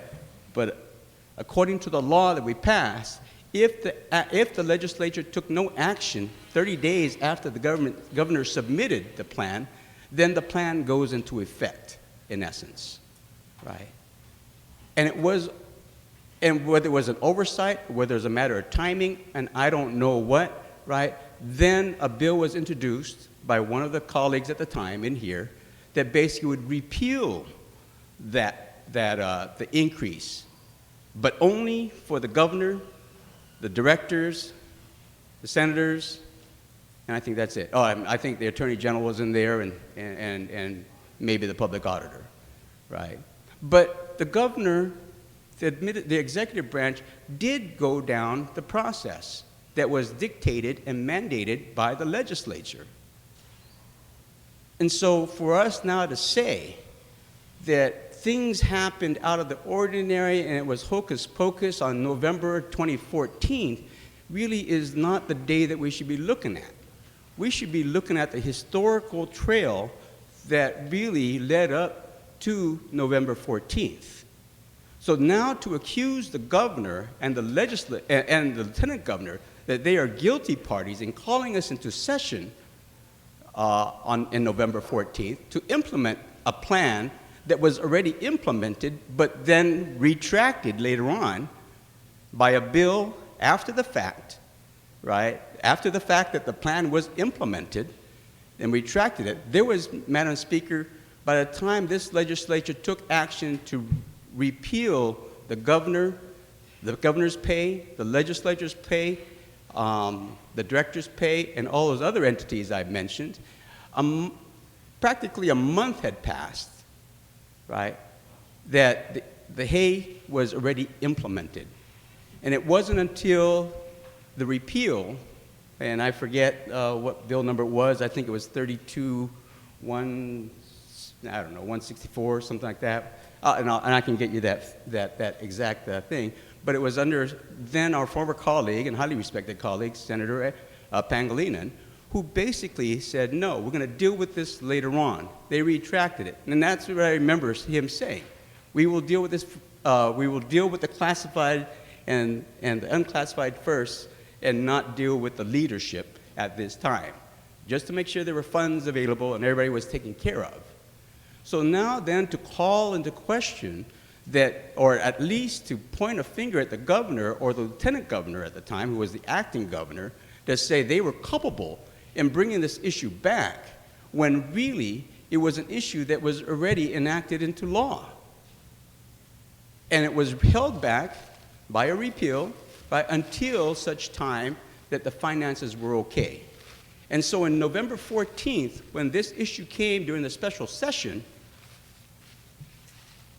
there was a committee of the whole, and executives of the administration came in, and they were subject to questions by the members of this body to come in and say, hey, are we okay? Are we going to be able to afford this? And the answer was yes. And as a result of that committee of the whole, in the interaction between the administration and this body, the body passed the Hay Plan to include, or at least the Hay Plan, which would then include the governor, the lieutenant governor, the senators, and other public officials and their appointees. So I just want to make sure we have the facts straight in terms of how it all came down. Because for us to now point a finger at the governor or the acting governor at the time and say he was a culpable party to bring us to the point we're at now, right, is not true. It may be true in that he called us in session, but really, it really started back in September of 2013 when when the budget bill for fiscal year 2014 was passed. And all the actions that came after that were results of a bill that had been publicly heard, right? And the governor and his office were only following the mandates that were in the bill that was passed by this legislature. So I want to make sure that we don't just use these emotional arguments, right, that may or may not be founded in fact. Let's take a look at what really happened and get to the point there. So I just wanted to offer that, Well, Madam Speaker. And I was just going to ask if you were going to speak to the amendment, and I allowed you to go ahead and talk about Well, and the historical, reason why I'm speaking to the amendment chronological order is of things, you're right. is So- because I'm not sure, and I'm not, there's already an objection, and I'm not sure whether I will vote for or against this amendment. But I just wanted to make sure, and I'm speaking to the amendment because of the statements that were made to be able to introduce this amendment based on those reasons. Those were not correct reasons. And so I just want to make that point, Madam just Speaker. understand when I allow you a little bit more, Madam Speaker, I've never freedom objected to your ability, for your fairness in allowing me Thank to you. be able to allow us a little latitude to get to the point we're trying to make. Thank you very much. Thank you, I Madam appreciate Speaker. that. Senator St. Nicholas, on the amendment. Thank you, Madam Speaker.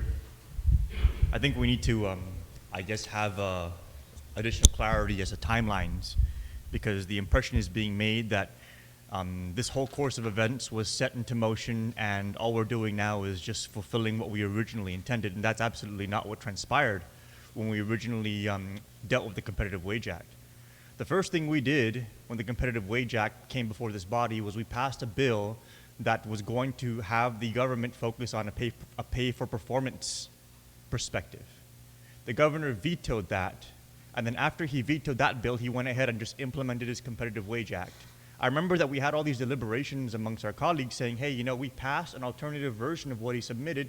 He can't just implement his own version now because we acted. And that was the whole question of if you act on a rules and regs that's submitted, does it still allow you to take it to put it into effect?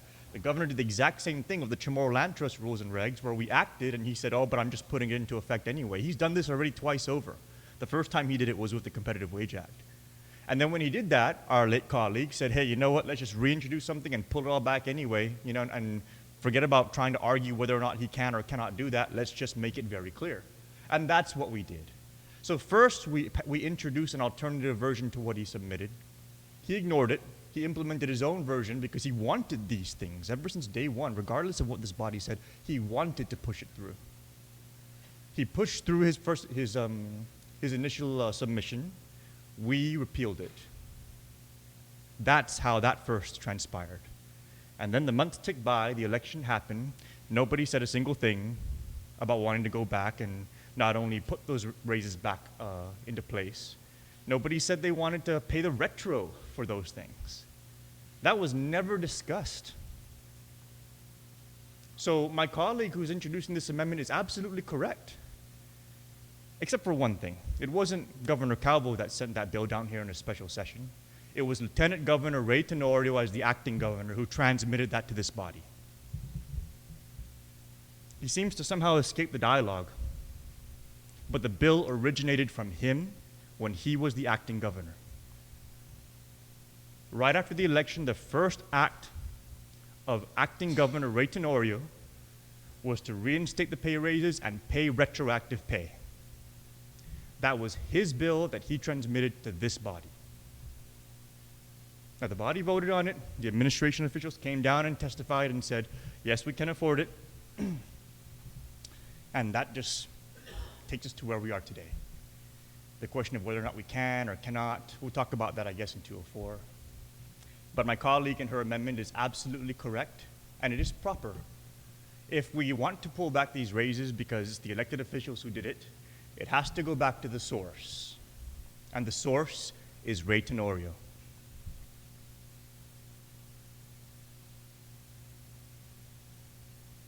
So if we're genuine about that, then let's pass this amendment. And let's pass this bill. And at least we'll have one piece of legislation in play that is accurate to not only the history that has brought us to this point, but to the players that initiated it to begin with. Thank you, Madam Speaker.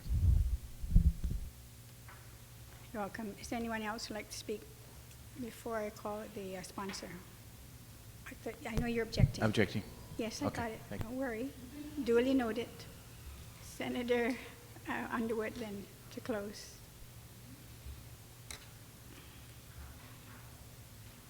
Thank you, Madam Speaker, and I thank the speakers for that amendment. There indeed has Is your been a mic- lot of yeah. work and decisions made prior to the passage of Is your mic on, please? Make sure. So, Madam Speaker, there indeed has been a lot of work and decisions made prior to the passage of Public Law 32-208. And indeed, the Goods Center from Tamuning was not part of the legislative body. And there are maybe 3 others of us who were not part of that decision-making regarding Public Law 32-208. But when I speak about us, it's really about our legislative institution. And so I am not trying to attribute guilt to any party. I'm just really speaking about this given my belief that we are leaders. We are leaders who make decisions about the funds that had been given to us and had been given to us by the public, by the taxpayers. We are stewards of these funds. And there's nobody else in this whole community who can appropriate funds, who can say this is where this amount of money will be spent on, except this legislative body and the governor's office. And so, Madam Speaker, as I bring this to a close, I just want again to share with my colleagues why I feel so strongly about starting with us. The senators and the governor and lieutenant governor, I perceive, are really the parents of this community. I had used the analogy before that we are a family that's sitting around the kitchen table. And we are now faced, as data had shown, that there are those who had been very critical about the way we've made decisions, about the finances that had been given to us as stewards, and the way we made the decision. And there's enough data that shows right now that we really don't have enough food to go around. And so therefore, as parents, I just believe that it starts with us. If we are to correct wrongs, then it has to start with us. And if we are to address the shortfalls that educators are experiencing, that the hospital is experiencing, and the shortfalls all around, that it starts with us, and it starts with us as parents of this community. So, Madam Speaker, I thank you for allowing me to proffer my amendment, and I really encourage my colleagues to please vote for the amendment as a first step to healing our community. Thank you. You're welcome, Senator. Yes, I know you object. No, I'd like to call for a roll call. Second? Okay. Okay. Roll call vote then on the amendments.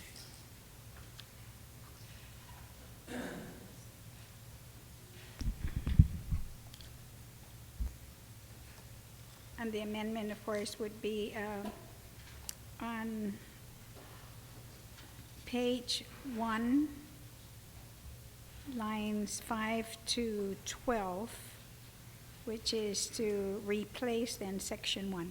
Does everybody understand that? And there, of course, we know 2 objections. Okay. Senator Tom Ada. Yes. Senator Tom Ada, aye. Senator Tony Ada. No. Senator Tony Ada, nay. Senator Uggan. No. Senator Uggan, aye. Senator Blas. No. Senator Blas, nay. Vice Speaker Cruz. Aye. Vice Speaker Cruz, aye. Senator Espaldon. No. Senator Espaldon, nay. Senator McCready. No. Senator McCready, nay. Senator Morrison. Nay. Senator Morrison, nay. Senator Munya Barnes. Senator Munya Barnes, aye. Senator Respicio. No. Senator Respicio, nay. Senator Rodriguez. No. Senator Rodriguez, nay. Senator Nicholas. Aye. Senator Nicholas, aye. Senator Torres. Senator Torres, nay. Senator Underwood. Yes. Senator Underwood, aye. Speaker Wampat. I'm good. Speaker Wampat, aye.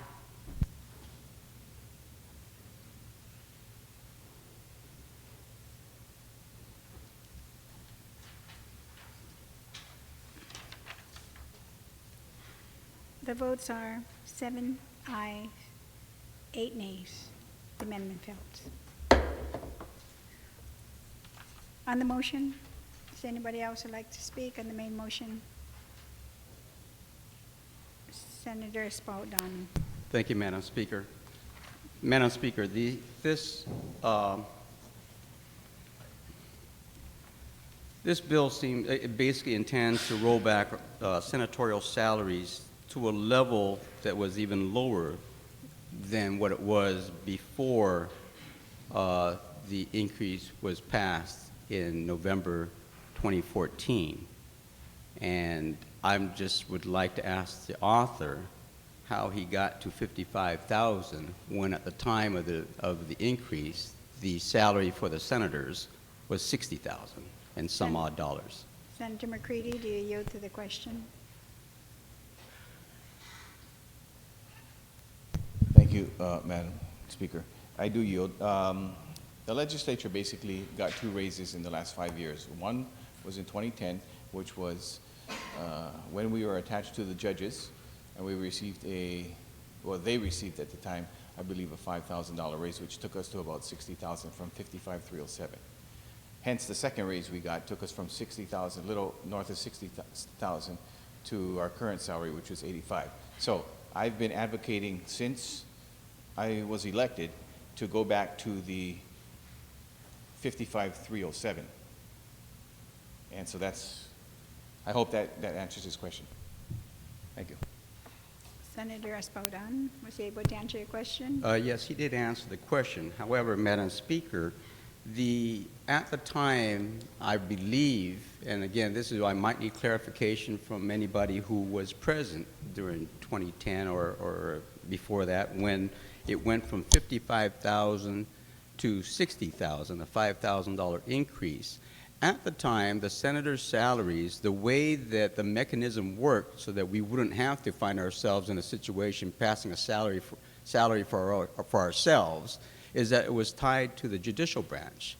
And I guess the question for anybody who was there who made the decision, was that the reason why we went from 55 to 60? Was it because the salaries of the judges went up, and by law, that because we're tied to that, and the senators are supposed to get 50% of judge's salary, and the speaker would get, I believe, 50% of the presiding judge's salary, whether that was indeed the reason why we went from 55 to 60 at the time. And I pose that question to anybody in this body who might be able to answer.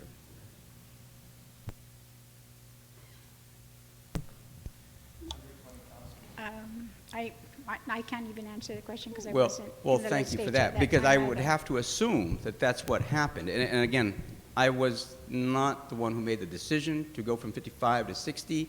It happened, right? And I can only assume that because by law we're tied, at the time, that we were tied to the judge's salary, right? That the judge's salary probably went up, which then afforded this legislature to again, change their salary, their base salary, because we were tied by law to the salary of the judges in the judicial branch.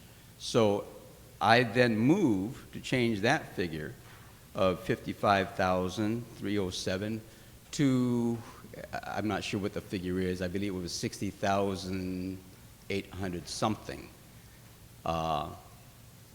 At that point. And if somebody could, if legal counsel could probably get that exact figure of what the salary of the senators was before the pay increase happened in November of 2014, then I would like to substitute that number with the 55,000. I think it would require more than just that figure, because language would have to change, because it says there is set to the respective salary rates pursuant to the Competitive Act, so some language is going to have to change. So we're going to take a brief recess. Thank okay? you, Madam Speaker.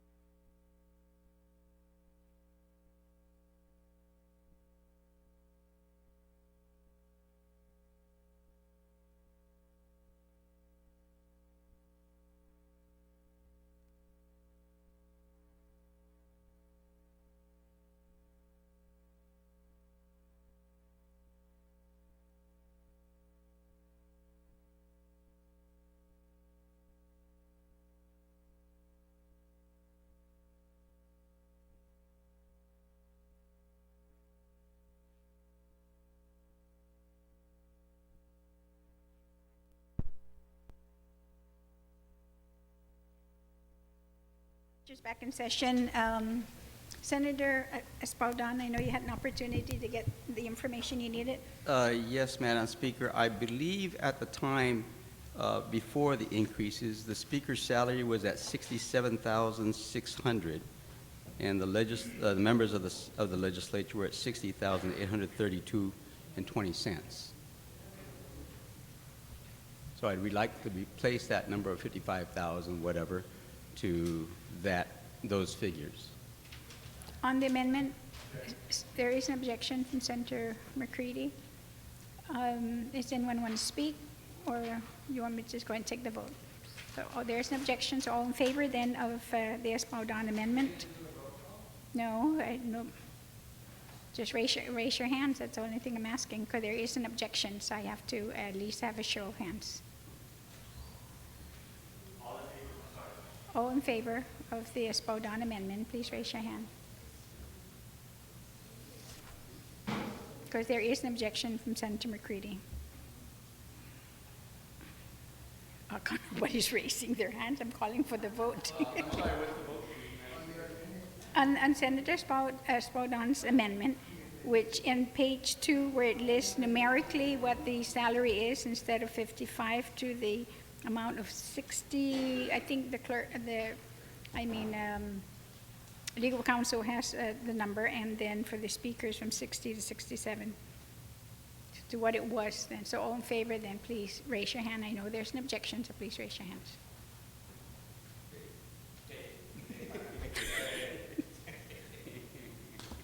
Okay, I'm sorry, the amendment failed.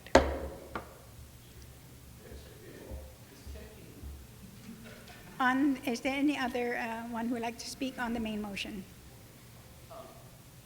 Senator Espaldon, I know you still have the floor because you had an amendment earlier.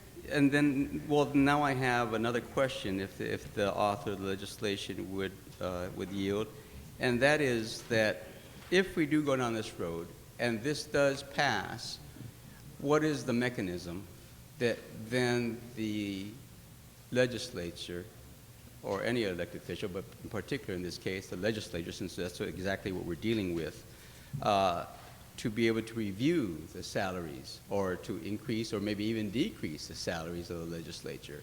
In the previous legislature, right, there was the removal of the mechanism that tied us to the judiciary, to the judges. Now there is, so in other words, now there is no mechanism with which we can be independent of having to make a determination of our own salaries. So I guess the question I have is there a mechanism for which to do that he would like to see? Senator, do you yield to the question? Well, thank you. Thank you for the question. I don't know if I can answer it. Maybe someone can answer it, but I do believe we did delink ourselves from the judges, and we did not include ourselves in the hay. So I think that as we move forward, we are kind of in the abyss right now. So I don't see, I only see the number changing, not the way we move forward in how we got to that number, because we're really not linked to anybody right now. So if someone else can answer the question that he's asking, but I do believe, and if I'm wrong, please correct me, that we are not linked to anyone right now, not the hay or judges. Okay, thank you.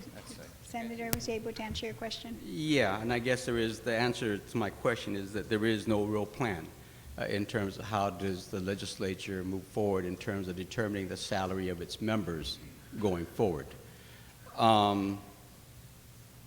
Therefore, I'd like to proffer an amendment. And again, in the past, we were linked, and I don't know exact language. I'm going to look to legal counsel to perhaps help me on this one, right? Where again, to reinstitute the linkage of our salaries to what it was before. And I believe for the senators, it was 50% of the judges' salaries of the Superior Court, and for the Speaker, it was 50% of the presiding judge of the Superior Court. And that's a motion, an amendment I'd like to make with the help of legal counsel for the proper wording on that one. And it's been on the books in the past. It was deleted, but I'm sure the exact wording is there. And I'd like to have that included after somewhere in this bill that then links it, Madam Speaker.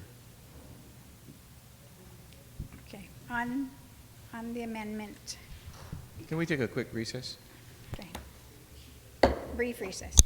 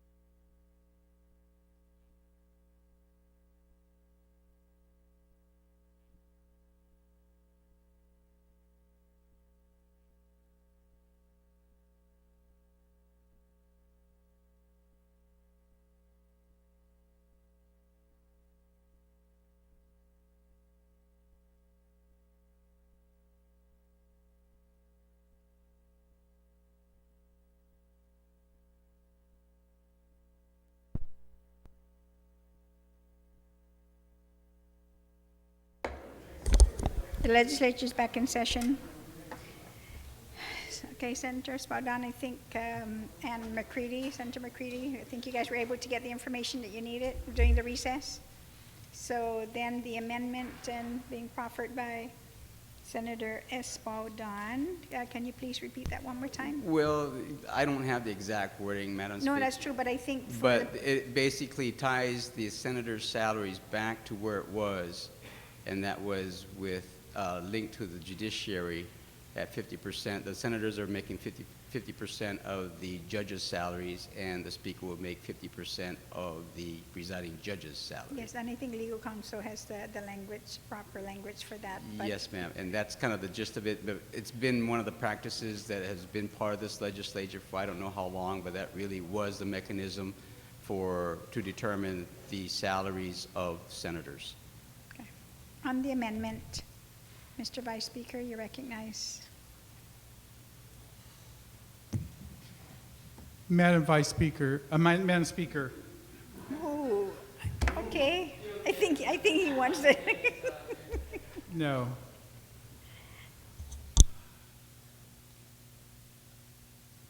I was the one that negotiated that provision about 20 years ago with Senator Don Parkinson. And I support the idea of having some way of having our salary be controlled by a different body. The Judicial Council decides on the salaries of the judges. And so it's a great practice. And that was the reason why Senator Parkinson and I talked about that, and he introduced it, and it was passed. My only objection at this time, Madam Speaker, is that this provision has not had a public hearing. And if we remember, today is almost to the day when we passed 32-208. Please, let's have a separate bill with a public hearing, let the public come in, and then we will apply 33-3 to it, and it'll be after the next election. But I think we should have learned that we cannot do an amendment without having a public hearing. Please. I ask my colleagues, though I'm proud to say that I was at the very beginning of this provision to try to provide for the legislature and for the Senate, for the judges. I cannot at this time do it this way. Thank you. Senator McCready, Senator McCready, you raised your hand. Senator McCready, you're recognized. Oh, you canceled. Okay. Senator Espadon. Madam Speaker, I have high regard for my colleague who just spoke. And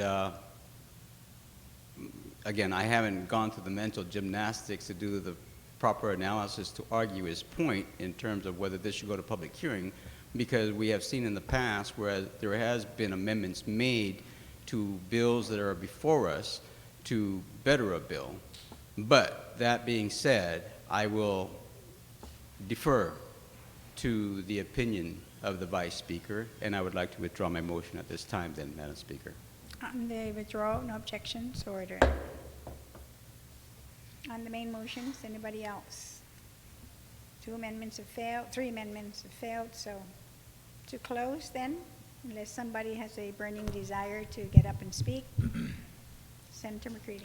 Thank you, Madam Speaker. I'd like to thank the body for sharing all of their innovative thoughts. And I'd like to also thank the Committee on Rules Chairman for expediting this as he did. I would like to make a motion to call the question on the bill, Madam Speaker, and to vote on it. I'm sorry. The motion To send it to, do I have to send it to third reading first? yes. Okay, because- I'd like to make a motion to send it to third And then after we do that, reading. you're right, then Okay. we can make the motion to vote on Sure. the bills that we have on So the voting file. I'd like to make a motion to send it to the Third third reading. Without any objections, then so ordered. And can I Thank make you. a motion to call the question on the bill? No, not yet. Not yet?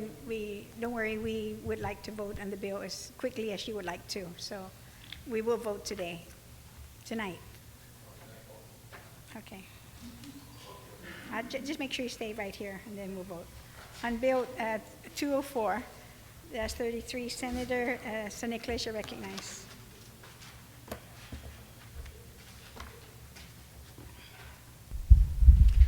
Thank you, Madam Speaker. Notwithstanding the House rules and Mason's manual, I'd like to make a motion to place Bill 204 in the third reading file and be afforded an opportunity to speak on the measure. You don't need to use the notwithstanding, but, your motion into place, 204. Objection. On the notwithstanding? Oh, I just finished saying that. Senator, would you please? I just said there's no need to do a notwithstanding. He can just make a motion to place Bill 204, in the third reading No, file. I think he and was very would clear like with what he discuss wanted it. to do, it's notwithstanding the House rules and Masons. That's what he said, Madam Oh. Speaker. Is that what you said? I'm sorry, I just heard that notwithstanding. Oh, yes, Madam Speaker. Given the But I already rigmarole we ruled- went through of Bill, Sen- with Bill 201. Senator, I understand that, but I already ruled Okay. basically on, on that matter. No, Madam Speaker, already. I beg to differ, Madam Speaker. You ruled on that ruling on 201. This is a different bill. Well, we're not even there yet, so, we haven't even placed the bills, and already there's all these objections. So I'm going to go on Senator, I recognize right now Senator San Nicolas. I'm sorry, please have a seat, Senator Blas. Madam Speaker, did you recognize him I based on did. his I motion, the way he recognize- made it? I am going to ask him now to repeat the motion, and then, we'll take it from there. And so Senator San Nicolas, you're recognized. Would you like me to restate the motion, Madam Speaker? Yes. Or, notwithstanding the House rules and Mason's manual, I would like to make a motion to place Bill 204-33 on the third reading file and be afforded an opportunity to speak on the measure. Okay, Objection. okay, so he's objecting then to your motion. But, so then now that is, But Madam Speaker, may I have a clarification on the motion as stated? Because based on the previous bill, the author of Bill number 204 said notwithstanding yes, on the motion, the Mason's manual. So I need a clarification from the speaker, from you, in reference to his motion. So are you going to rule his motion based on what he proffered regarding the Mason's manual or not? there, no. I mean, just normally, there's, at least I have not seen it in standing rules or Mason rules, that there's any specific ruling in terms of discussing a bill, or you're right, and especially a motion, is that there will be a discussion for or against the motion. So, and then the other is that unless Senator Blas wants to then go through the motions again with the same reasons and concerns that he brought up with 201, then we'll, maybe to preempt that, I can just make, again, a ruling. Yes, but Madam Speaker, point of information, Madam Speaker, or inquiry based on procedural motions and placing bills on the agenda.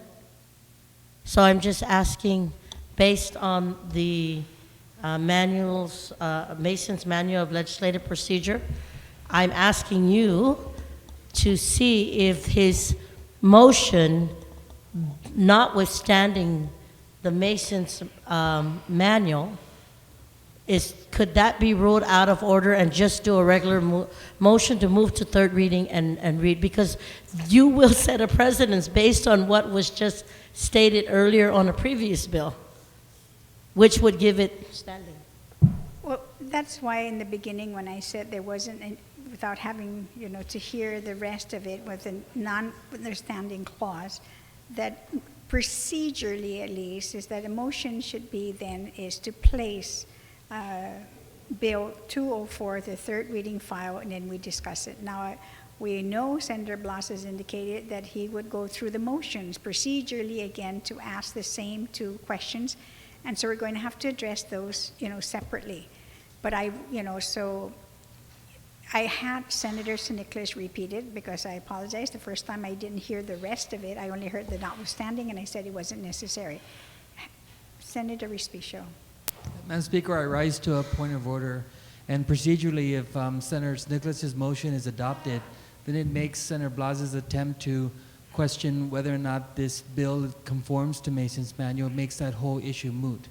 And so I think what I'm hearing is that the motion goes beyond just a routine motion to say that I move to place such and such bill in the third reading file, but rather it's a motion that says, notwithstanding everything before us, every rule that any member can argue to the contrary, that once that is accepted, then it renders Senator Blas's attempt to ask for your ruling with respect to whether or not this bill conforms to that particular rule in Mason's.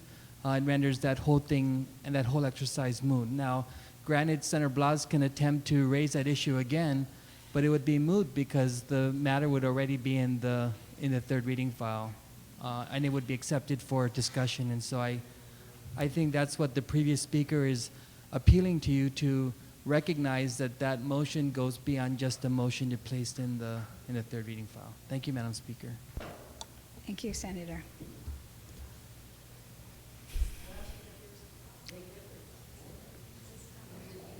I mean,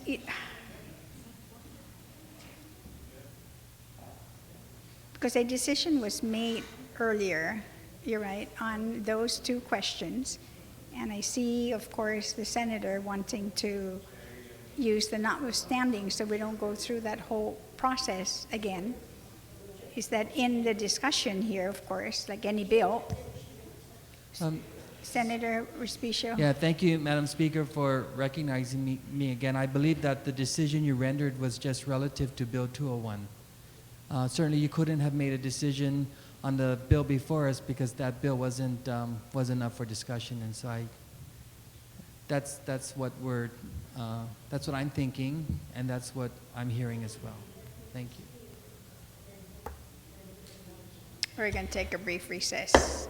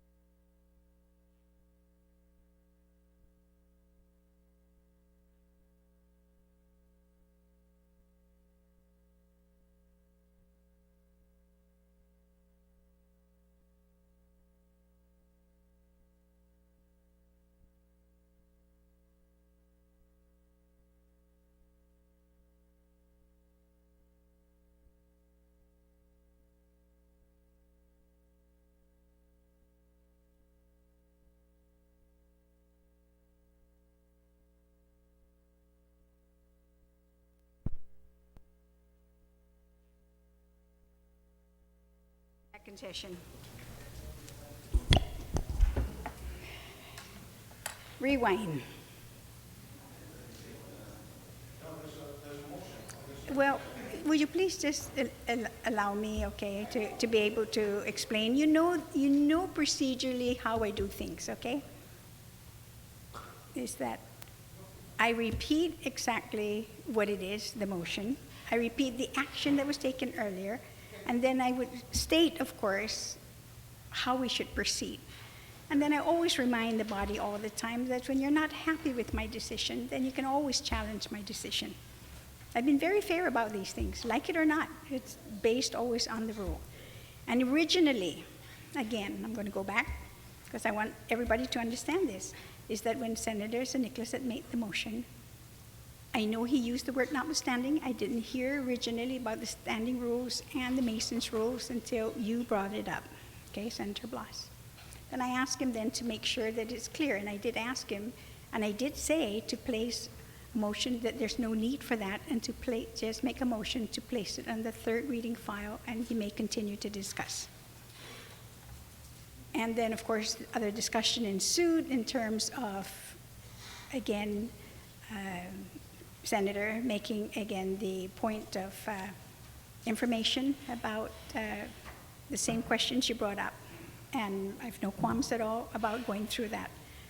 And although there may be a disagreement in terms of how we should proceed, I would like to, and I'm going to make a ruling, is that I would like to proceed with the normal procedure, procedurally at least, is in how we make motions to accept or to place and allow for a discussion. So Senator San Nicolas, I'm going to ask you is to, and in this case, is to make a motion to place Bill 204 in the third reading file and to allow you to discuss the bill and others also to discuss it. And lest, of course, somebody would like to bring up a point of order.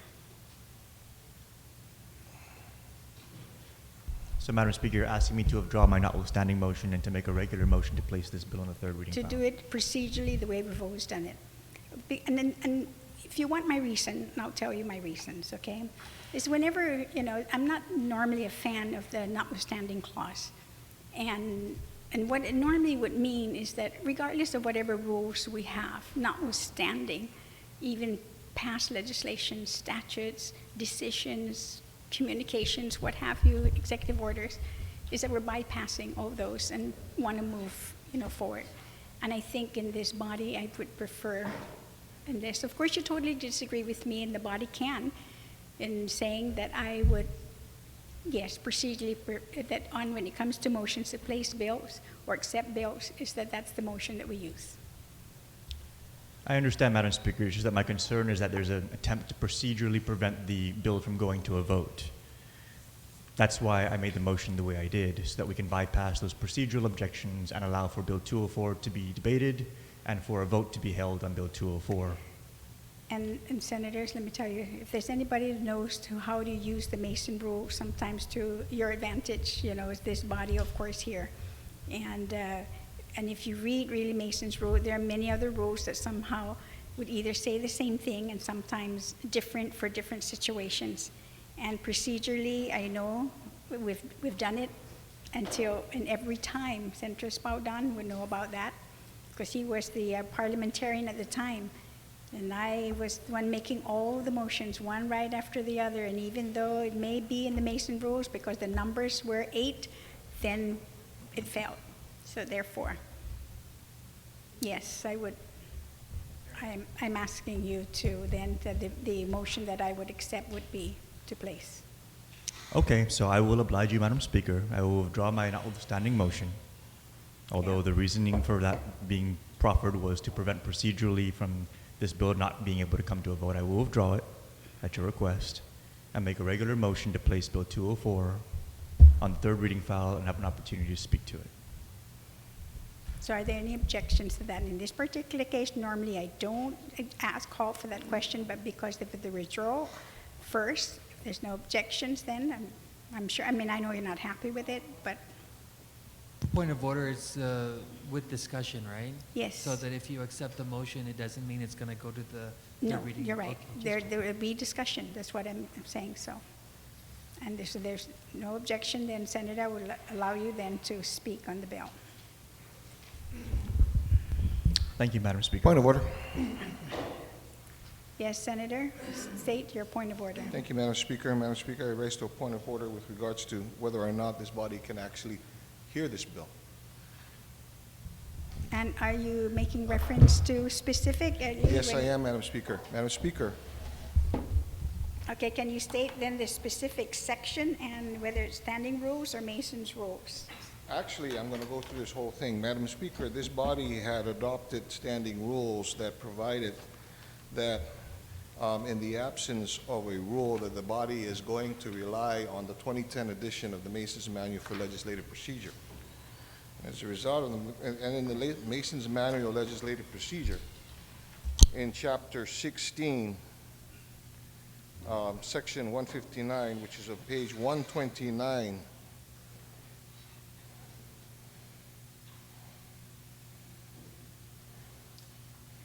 it's page 129 of the Mason's Manual. Section 159 basically reads, the main question may be considered only once at a session. Madam Speaker, if you want me to belabor this whole thing, I can read this whole section again, but I'm going to make clear reference to subsection 5 that says when a decision has already been made on any question, the equivalent question, whether in the affirmative or negative, is not in order. Questions are equivalent when the negative of one amounts to the affirmative of the other and leaves no other alternative. Madam Speaker, earlier this year, this body had entertained Bill number 4-33. And Bill 4-33 basically was an act to restore salaries for elected officials and cabinet members to levels established prior to the enactment of Public Law 32-208, to prevent the waiver of bills proposing salary changes for elected officials and to require any change in salary of elected officials take effect after the general election to the Guam Legislature has intervened by repealing Public Law 32-208 and adding new subsection 6215 and 6215.1, both to Article 2, Chapter 6, Title 4, Guam Code annotated. Madam Speaker, the substance that you find, the main substance that you find in Bill 4-33 as introduced, what had happened is in the body, in consideration of that bill, voted by amendment to remove a certain section in that bill that is similar, that is just the same, that is Bill 204 in this, Bill 204 is actually Bill 4 in disguise. It basically had the same thing. And so, with that, Madam Speaker, that is clearly in contravention, that is clearly in conflict, that is clearly against the rules that have been set out in Mason's Manual in Chapter 16, Section 159. And so to that point, Madam Speaker, it is as a result, it is because it is basically as was spelled out in Mason's Manual, this is not a substance, this is not a measure that can be entertained by this body. This body has been through it, has deliberated through it in 4-33. This body had elected through an amendment that was passed by this body to remove that same provision. And as a result, 4-33, when it came out, did not have that provision, of which now is trying to be entertained in 204-33. The body had spoken in 4-33.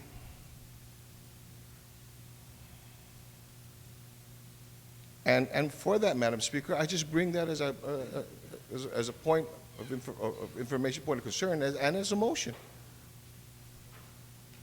that this cannot be entertained based on my reading, based on what is presented, what is provided in the Mason's Manual, of which our standing rules say that we refer to, okay, in cases where it is not clear, it is not found in our standing rules.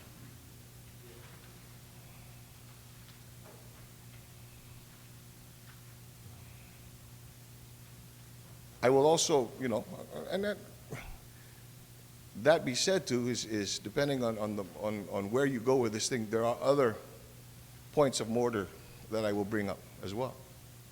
Okay? Thank you, Madam Speaker. You're welcome, Senator. And again, once again, you're correct on Rule 5 of our standing rules on parliamentary law governing procedures, that we are then governed by our standing rules, and in areas, of course, where they're not applicable and they're not inconsistent or the standing rules are silent, that then we make reference to a Mason's rules. And then, of course, you are voting again, Section 59 on the main question may be considered only once at a session. On page 124 and 125, specifically this time, you used number 5, when a decision has already been made on any question, the equivalent questions, whether in the affirmative or negative, is not in order. Questions are equivalent when the negative of one amounts to the affirmative of the other and leaves no other alternative. Just a point of order, ma'am, just to clarify. I'm referring to the whole section. Okay, yes. I just pointed out a specific, You're right. but I referred to the whole section. Yes, Okay? that's why I did say that, page 24 and 25, there are 6 sections, but specifically you spoke to 5. So then, and because, you know, earlier with that question, I decided to have to ask legal counsel as well to not just only look at 201 at the time, 4, but to also consider 204. So and showing somehow the relationship with these bills. The 201, of course, affects the salaries of only senators. 204 and 4 affect elected and appointed officials whose salaries were affected by Public Law 32-208.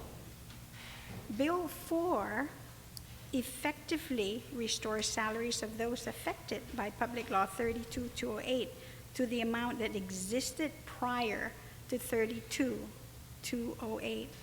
Bill 204 specifically restores mayoral, vice mayoral, senatorial salaries to rates prior to Public Law 27-05. Bill 204 ensures that the governor and the lieutenant governor retirement annuities are not affected by increases of annual salaries. Hence the differences of 4 and 204. So my ruling is as well would be Madam Speaker, is I that beg it's to differ not with of the regard- same substance. Madam Speaker, the substance of the bill is the repeal of the salaries. And don't forget that ultimately the final vote again of 4-33 was strictly to that of the public hearing for salary changes. And the effective date of the salary changes for elected officials. So my ruling stands. I object And to your again- ruling, Madam Speaker, and I ask it. Yes, Okay, I make a motion to be able to understand. overrule. So the motion then by Senator Blas is to overrule my decision. So all in favor then of Senator Blas's motion to overrule my decision, please raise your hand.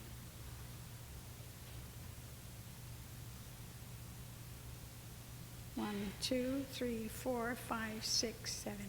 The motion fails.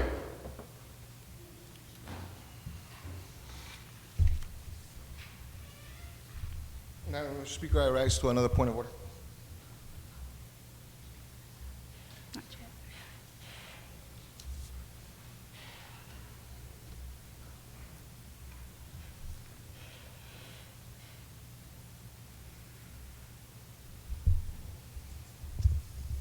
Madam Speaker, in Chapter 7 of the Mason's Manual, Principles of Parliamentary Law, Section 56, which is found on page 49,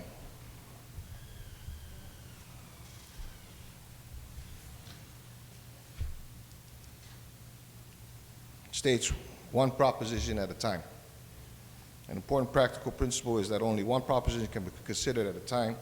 It is the responsibility of the presiding officers to promote efficient considerations of business by permitting only one proposition to be considered at a time and to limit discussions to that one proposition. Madam Speaker, if we take a look at Bill 204, while it basically says affecting elected and appointed official compensation, we go to Section 5 of the bill, and it's the governor and lieutenant governor retirement annuities.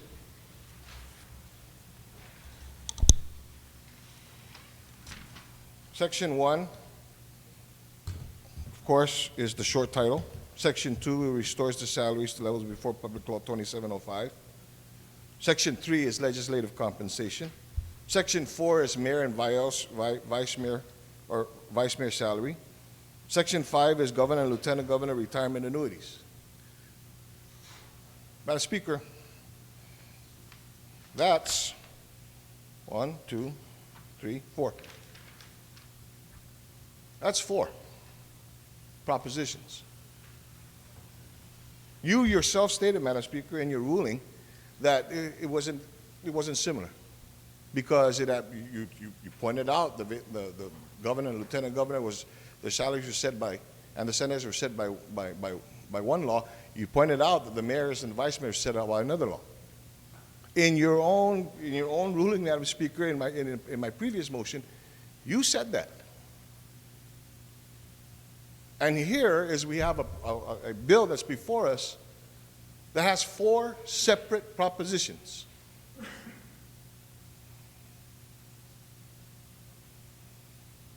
So I ask, Madam Speaker, for your ruling on whether or not this bill, as proposed, okay, is in contravention to the rules that are set before us in Mason's Manual.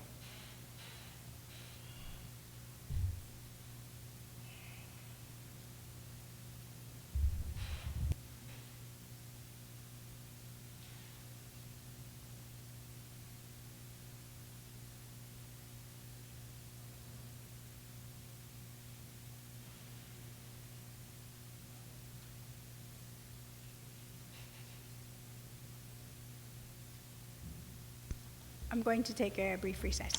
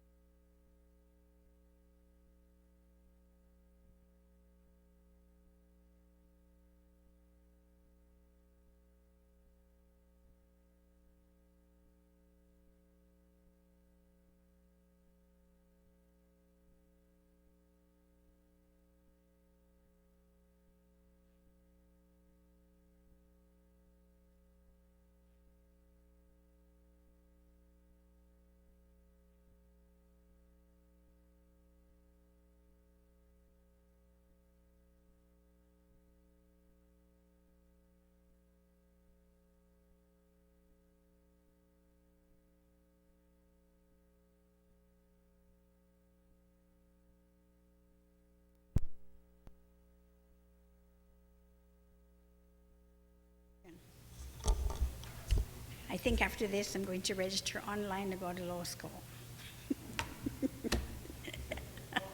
Anyway, I'm just joking. But Senator, of course, on your question, of course, that you've brought the question on Chapter 7, Section 56, on one proposition at a time. And further on in Mason's rules, when you consider, of course, what we call, definite proposal to be considered by the body, on page 109, these are the rules governing, of course, motions, and that every question presented to a legislative or administrative body for its determination must be submitted as a definite proposition, in which, of course, the proposal will be submitted before the body. And on 111, of course, these proposals come to the body in a form of resolutions or memorials or a bill. Now, what I'm thinking, what you're trying to say maybe is the question of normally germaneness, and I know we say even one subject matter at a time, but when you really look at the bills that were even previously introduced, this particular bill was all related, is elected and appointed official compensation. So, and whether it's the mayors, the senators, the governors, they are definitely elected and appointed individuals that receive these salary compensations. So, Madam Speaker, you're telling me my father is still an elected official?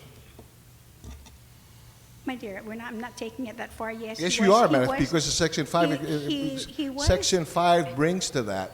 Yes, absolutely. Nobody's denying that any past members who've been elected were elected. No, Madam Speaker, you just finished saying the elected and elected. But we're talking about salaries of current elected and appointed officials. Not Section 5, Madam Speaker. What do you mean, not Section 5? Section 5 says, notwithstanding any other provision of law to the contrary, the retirement of annuities. So, that's different. You're talking about the retirement annuities. You're right. So that's because that was a part of the public law of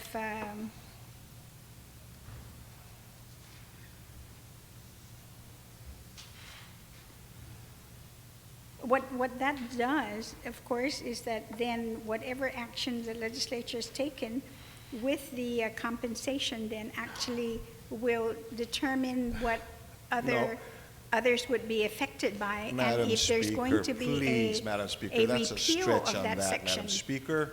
Well, either way, Senator, that's my ruling.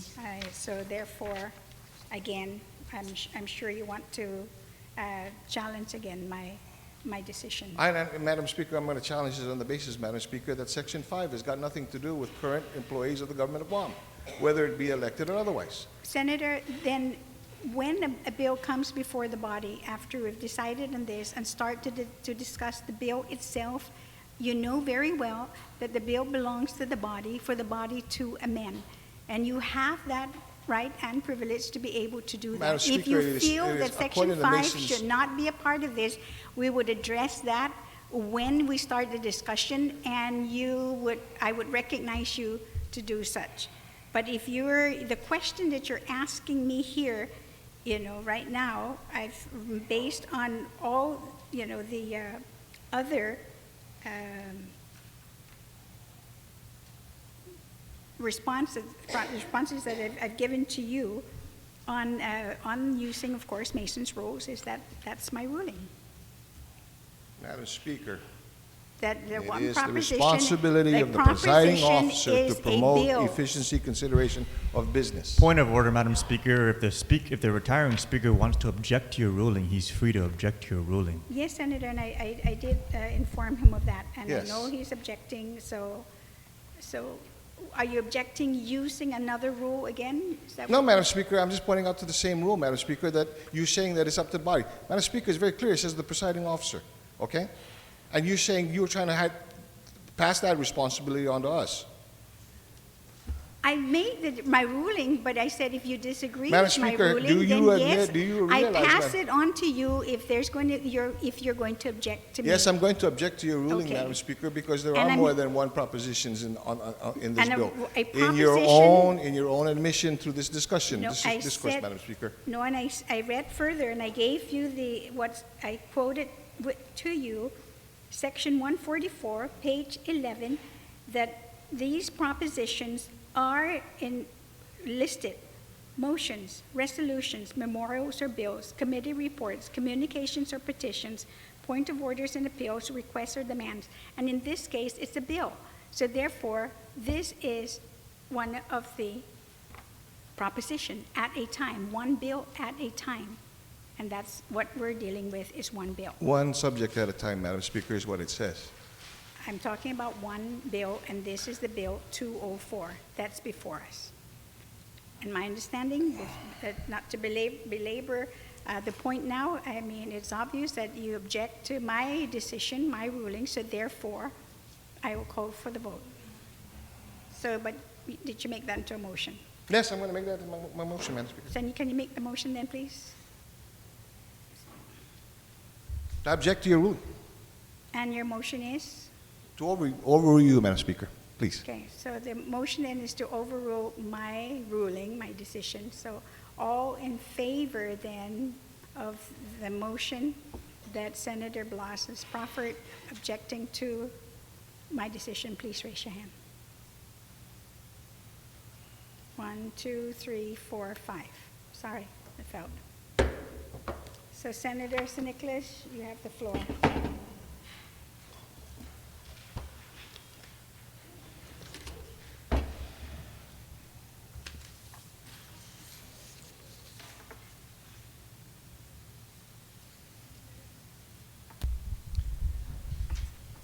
Thank you, Madam Speaker.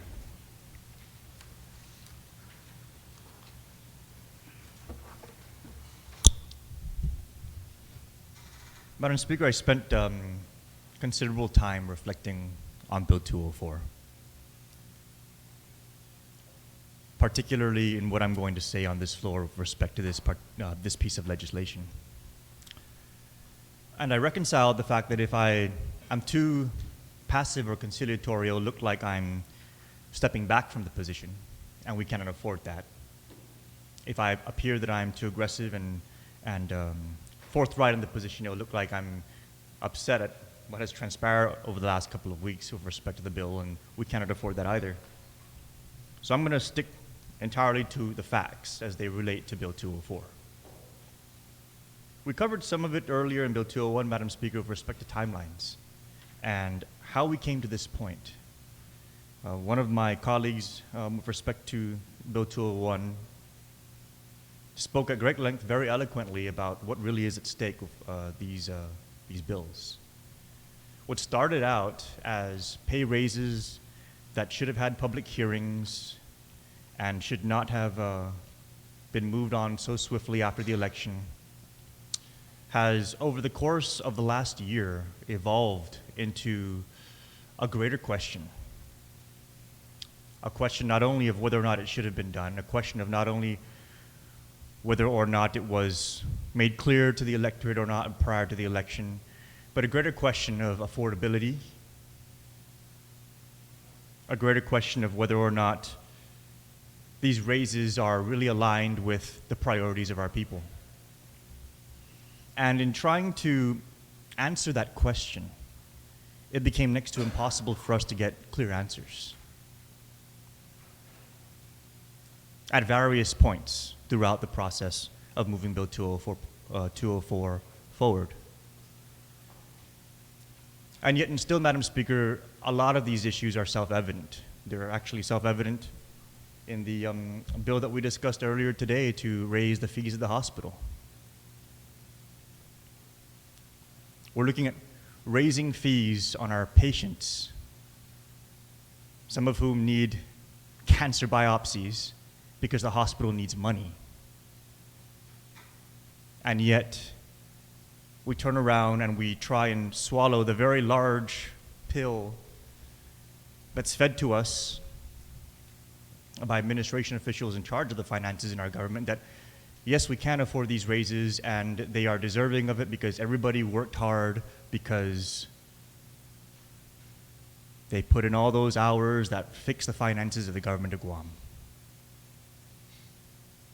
Over the course of the last 12 months, Madam Speaker, since these raises have been passed and since they've attempted to have been repealed twice, we not only have our hospital having to raise its fees, or consider it at least, we have our hospital not making the retirement fund contributions of its employees. And then when it becomes public, in the very opportune time at which we are discussing these measures, they're scrambling to make those payments.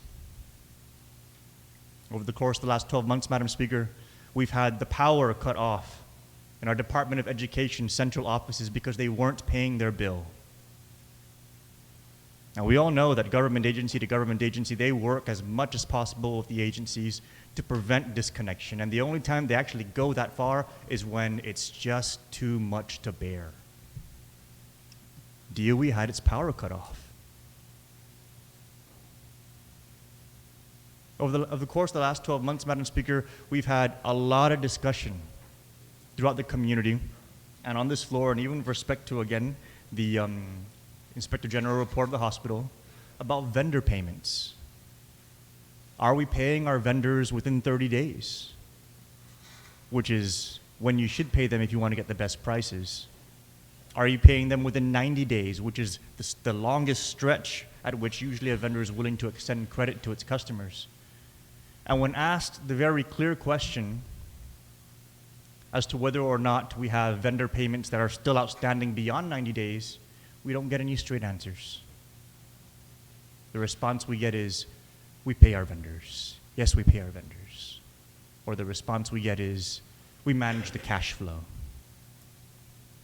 But we know from the information provided to us that we have tens of millions of dollars in vendor payables that are outstanding. Many of them more than 30 days past due, which means our people are having to pay extra because we're not paying on time. And we have almost $10 million in the government alone, the general fund balance side alone, of vendor payables beyond 90 days. These aren't just some mystery vendor that, is out there that we don't know. These are our vendors, our local businesses.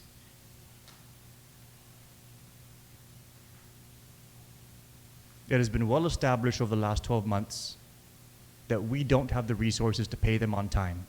So it's costing us more, it's affecting their businesses, it's affecting our economy, our ability to create jobs, you name it.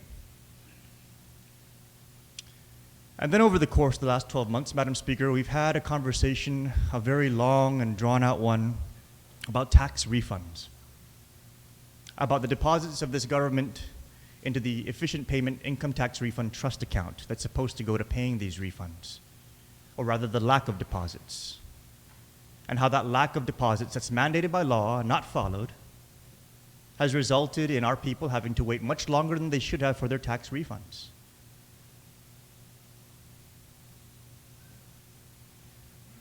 To the point where we had to wait and use this year's Section 30 money to catch up. My initial estimates were we're going to use $37 million. It turned out to be almost 50. So the question before us today, aside from the public's trust that my colleague to my right so eloquently established and is so equally important, is really, can we afford these raises? And when that question is proffered, all kinds of different answers come up. All kinds of different answers come up. From the leadership that I would expect to take more ownership over the situation. Answers about, if we did this, we would have saved that. Or look at how much they're making over there, and they're Democrats, and is this about party? All distractions from the fundamental question of whether or not we can afford this. When I first took office, Madam Speaker, 3 years ago, the question of cutting senatorial salaries quickly came up. And as a new senator, I was taking in all the information from the administration at face value, all this information about how the deficit is gone and we're doing good financially. And it didn't make sense at the time. It looked very political. You're just going to go out and cut yourself and everything's working out well financially. But with my financial background, Madam Speaker, the realities are irrefutable. And it became very clear to me that while they may come in before us and testify that everything's good, when you look at the books, it's not. It's not good. In Bill 204, Madam Speaker, there's only one class that's actually taking a cut, and that's the senators. Everybody else is taking a rollback to the pay levels that they had when they agreed to take the job. This takes it back one step further, and it actually cuts us just a little bit more, goes back just a little bit farther, so that we can set the example, so that we can be the ones to say, you know what, we're in charge of the money, and we're going to take the biggest hit. Everybody gets rolled back to where they were, and we're going to take a step back even farther.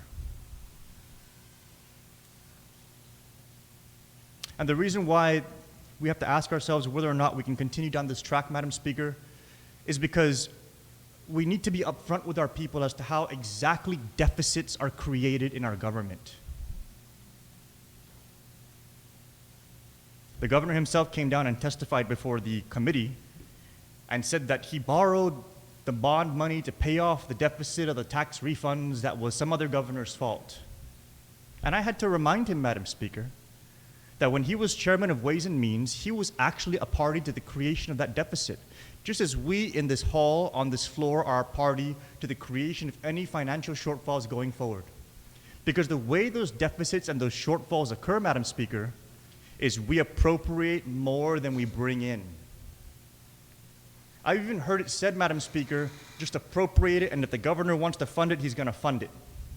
Whether or not there's enough money for that appropriation and for another appropriation and for another appropriation on top of that.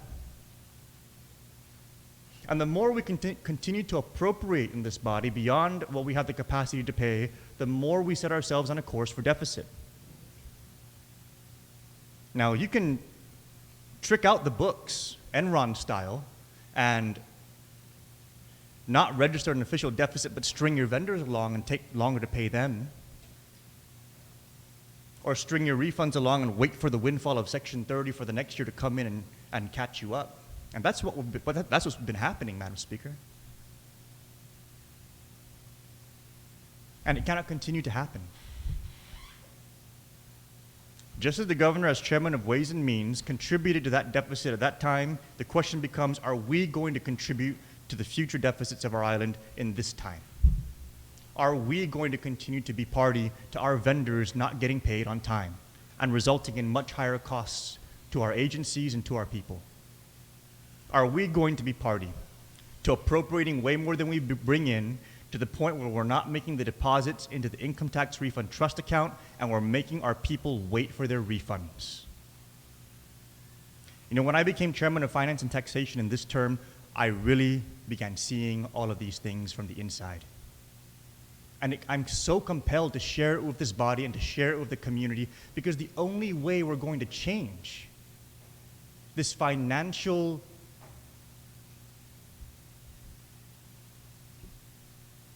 loop that we just keep running around in for decades is if we reconcile the fact that we cannot appropriate more than we bring in. And so it has to start somewhere, Madam Speaker. And the first place it must begin, as my colleague to my right so eloquently stated, is it must begin with the leadership. We must demonstrate that we understand. And in so understanding, we must reflect that in the financial decisions we make that directly affect us. This has nothing to do with whether anybody works hard or not. This has everything to do with whether or not our government is on a track to continue to afford the rate of spend that it is on.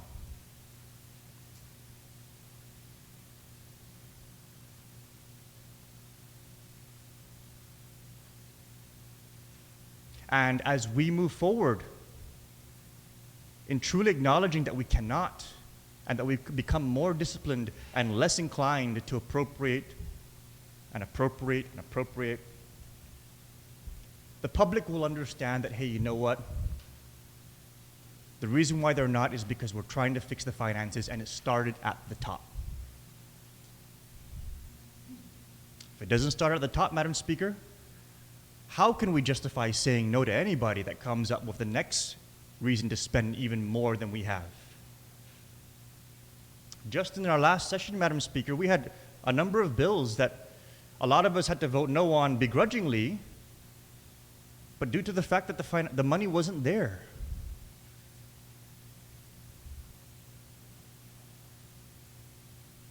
And so we vote admitting the money isn't there for that, but then we allow for us to continue to perpetuate these salary increases on our people.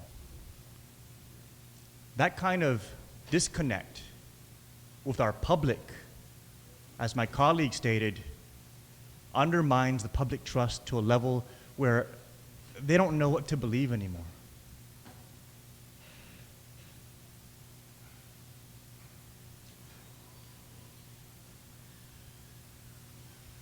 And I sit back and I ask myself, how can we lead our people? How can we speak truthfully to them and tell them that we're working on it and we'll get to it as soon as the resources become available, when the first thing we do with resources is increase leadership compensation? The first order of business after the election.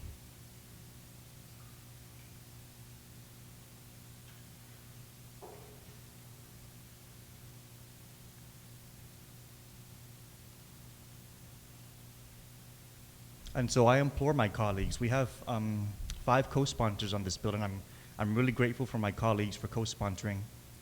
Speaker Judy Wampat, Vice Speaker BJ Cruz, Senator Narissa Underwood, and Senator Tom Atta. We need 3 more votes to pass this bill. 3 more votes to indicate to our people that we understand that we are not neglecting the financial realities of this government, that we are not passing it on to the people who pay the fees. We're not passing it on to the vendors who are made to wait. We're not passing it on to the refunds that are going to take longer than they should. We're going to first take it off the top. And we're going to have the discipline to continue down that course in every other spending provision that we consider going forward. And Madam Speaker, the silver lining to this, it's not going to take too long. If our budget grows at around 3% per year on a $600 million general fund balance, that's $18 million a year. It's going to take maybe 3-4 years of real discipline for us to get to a point where we're flush. We just need to be so bold.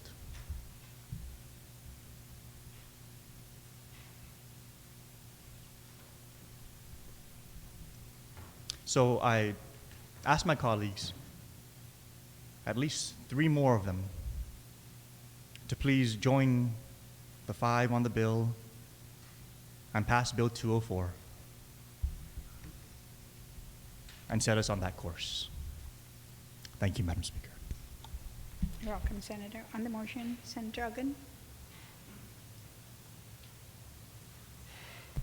Thank you very much, Madam Speaker. You know, Madam Speaker, with regards to this particular issue, I'm very pleased to see that, in fact, our people had come out during the course of the public hearing and shared their perspectives, regardless as to what position they held. But you know, Madam Speaker, when I look at the provisions contained in this legislation, back in February of 2014, there are 2 positions who were immediately effectuated in accordance with the Compensation Wage Act, that apparently they were being compensated at their projected level, and then we are now revisiting some of these fees that were enacted by Public Law 32-208, and they are inserted in this provision. One thing that kind of concerns me, Madam Speaker, is that after they received the compensation for a little over a year, now they are being inserted into this entire discussion about pay compensation. And you know, Madam Speaker, I'm going to make this brief because there's no need to talk about the effort that they put into preserving, protecting, and serving their community from the public service capacity. And I'm referring to the mayors and the vice mayors, Madam Speaker. They work 24/7. If any of us had the opportunity to be able to visit the Emergency Operations Center over the course of the last 2 years, you would notice that mayors were coming in and out in odd hours of the day, whether it be after 7 p.m. all the way through 6 a.m. There was one time I was there until 1 p.m., Madam Speaker, and there were 2 mayors.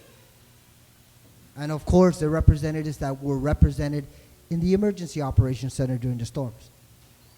They work for their villages, their constituents, on a 24-hour, 7 days a week operation.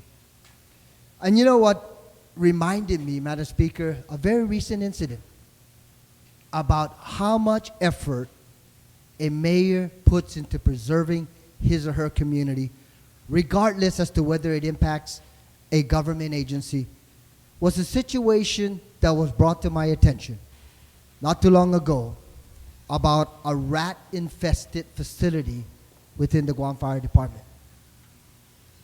And Madam Speaker, my office had received a call regarding this particular facility.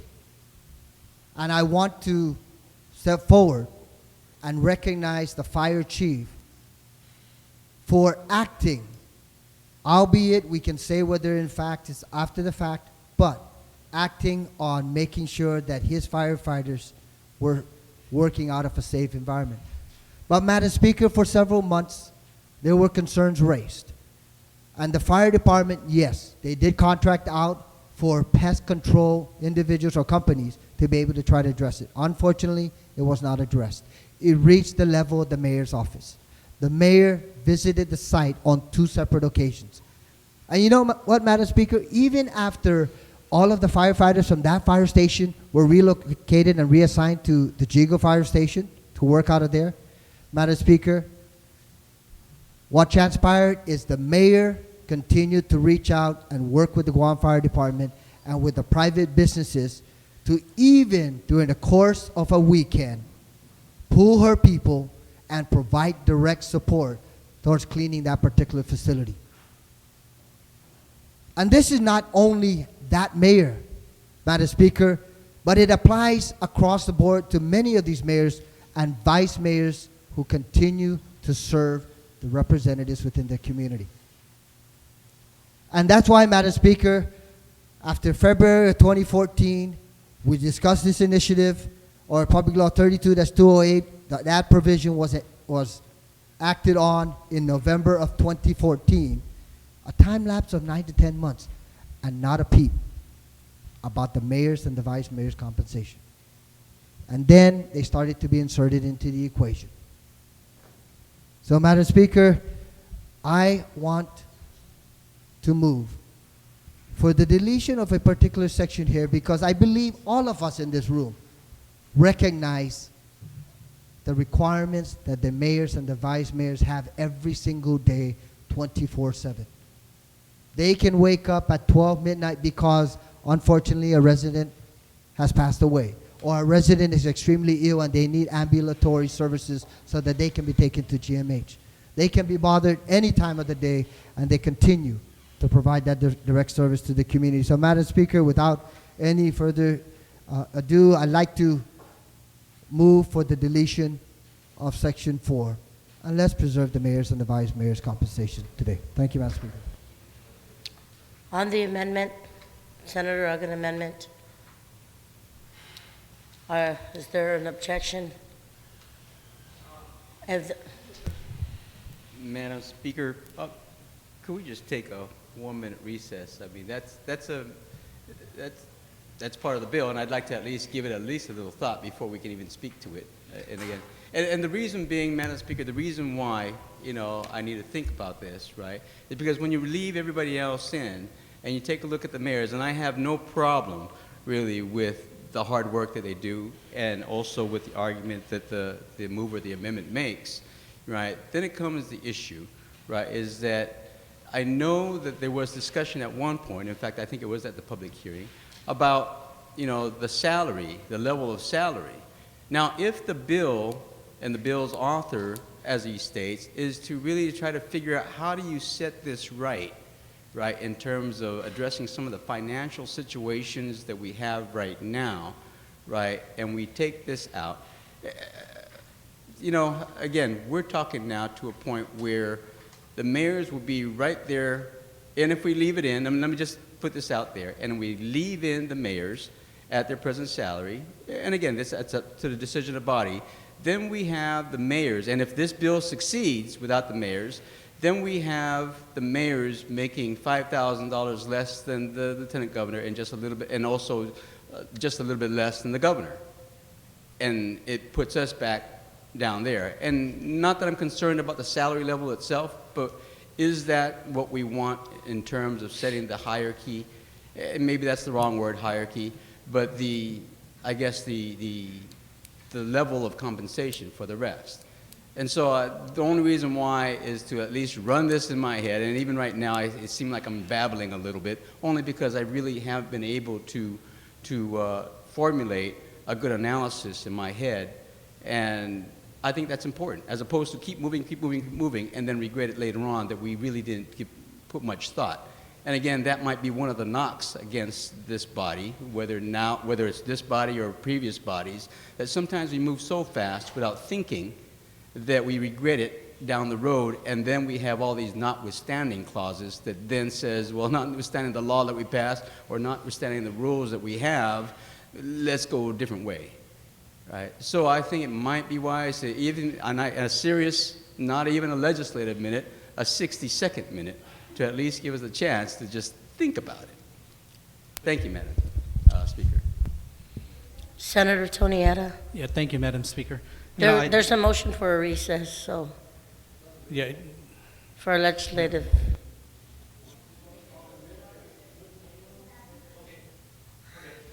We're going to recess, do a legislative minute.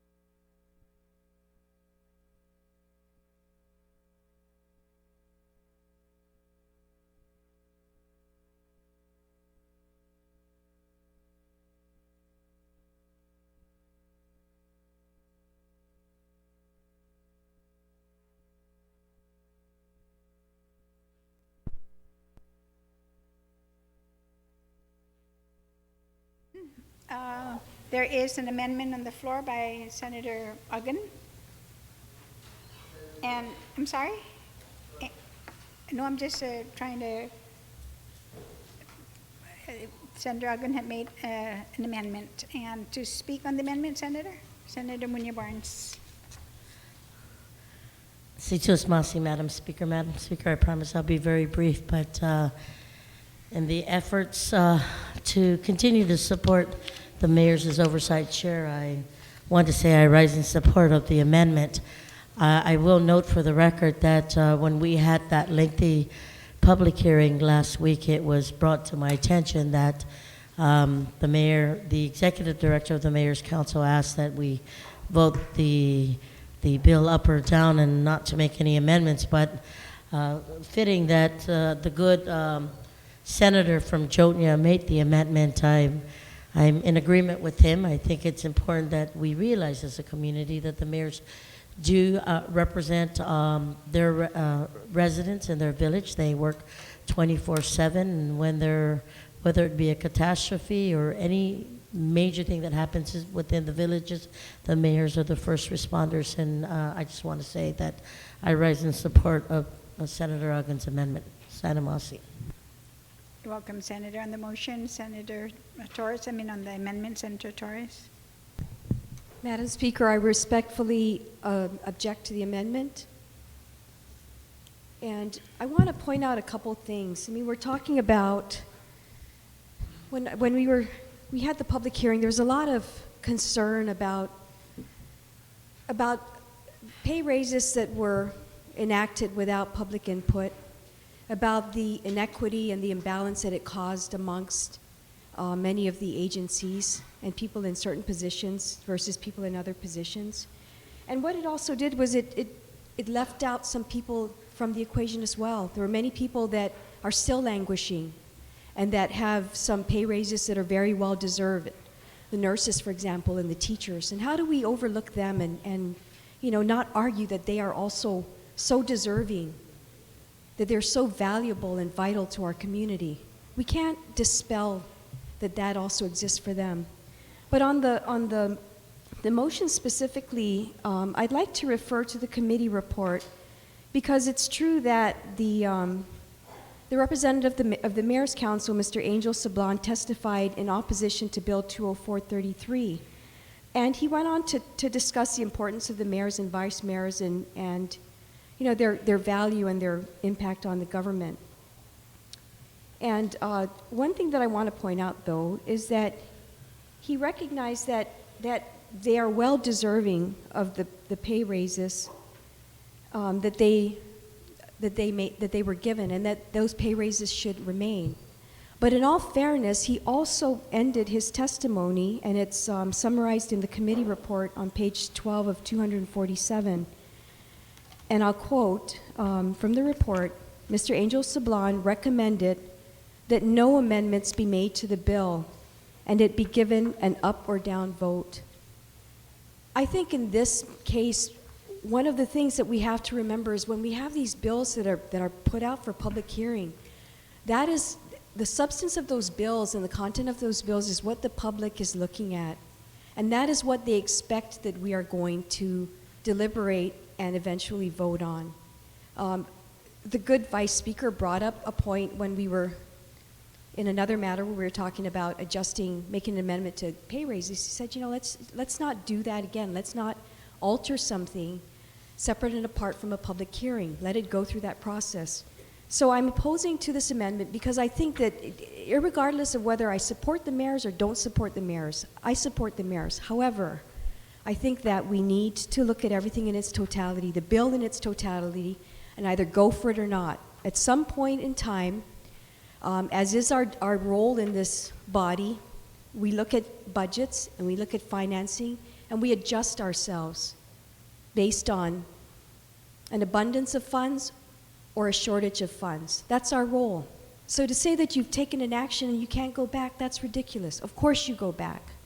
It's never one way. That's the nature of our jobs. It's a balancing act. Perhaps at one point we thought that it was good and projections were going to happen in a certain way. But when the tide turns, it's our responsibility. We have a fiduciary duty to adjust as the tides turn. As the author, the main author of this bill brought up, there are circumstances now that perhaps weren't anticipated. Lacks of funding, bills not getting paid, shortages. So it's time to revisit this. So I would say in terms of the amendment, keep the bill as its whole and let this body just decide. It's the most contentious issue, but it was presented to the public as is. So let's deliberate it as is. Situs Maasi. You're welcome, Senator. Is there anybody else? Senator Duggan, you want to close? Thank you very much, Madam Speaker, and I certainly understand the perspective that has been shared by members of this body with regards to the motion to delete the mayor's and the vice mayor's salary component out of this legislation. I want to thank the Oversight Chair for the Mayor's Council for certainly standing up and reinforcing the motion that's on the floor. But you know, Madam Speaker, this issue, after the passage of public law or the signage of public law 32-208, that did not affect the mayors and vice mayors. So for 9-10 months, the mayors and vice mayors were receiving their appropriate compensation that was approved by this body. And then now we're coming back. And I agree with the previous speaker that we always have that option to come back and revisit other issues. But in this case, the mayor's compensation and the vice mayor's compensation was never part of the public outcry, at least from my perspective.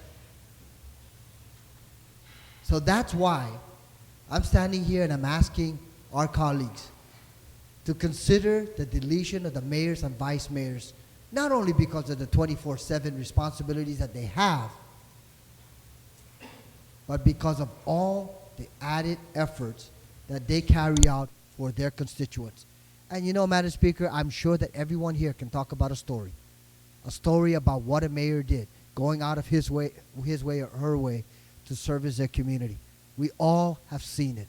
Now the question is, do we leave what the evaluation of the Competitive Wage Act provided for the mayors and vice mayors based on the presentation to this body, or do we not? And I stand and I ask all of our colleagues, Madam Speaker, to consider this motion. Thank you. You're welcome, Senator. There is an objection, so all in favor then of the removal of the mayors, please raise your hands. Yeah, the removal. Senator Muñoz-Barnes? On the removal, Senator Muñoz-Barnes. On the removal of the mayor's Agun's amendment. All in favor, please raise your hand. Yeah. The amendment fails. On the main motion.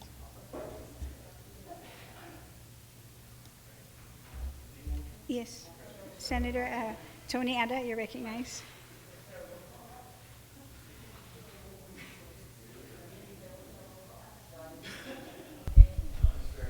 Thank you, Madam Speaker.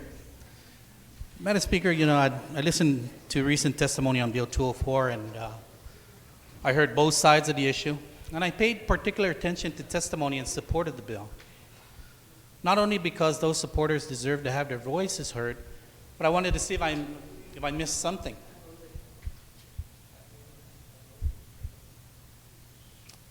And here, I'm listening to my colleagues for that same reason. You know, so far my position remains unchanged. Unlike some others, my position on the issue of the Unified Pay Plan doesn't change as the winds shift.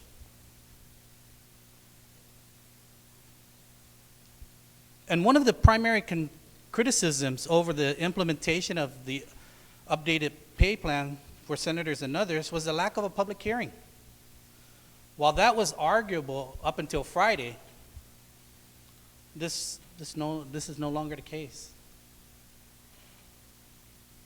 Another argument against the pay plan as it relates to senators, the mayors, and other officials is that the salary increase money could be used for other purposes.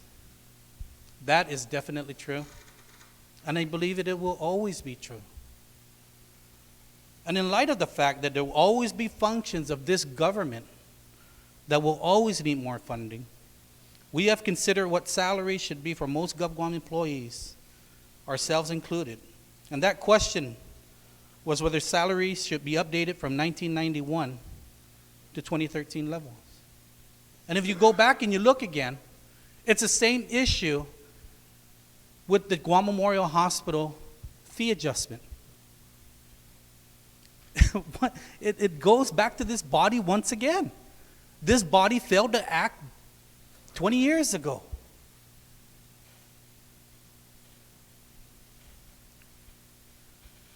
You know, it has been said by my colleagues that it has to start somewhere. It start with our leaders. It should start in this house. You know, we keep doing this. We keep doing this to ourselves. And we eroded this third branch of government to the point that, one, no one has any respect for this branch of government.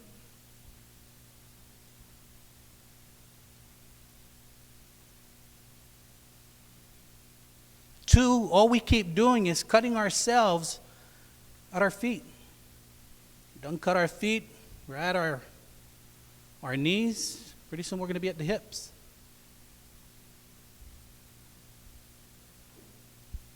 We talk about doing what is right. Let's look inside our own house and doing what is right.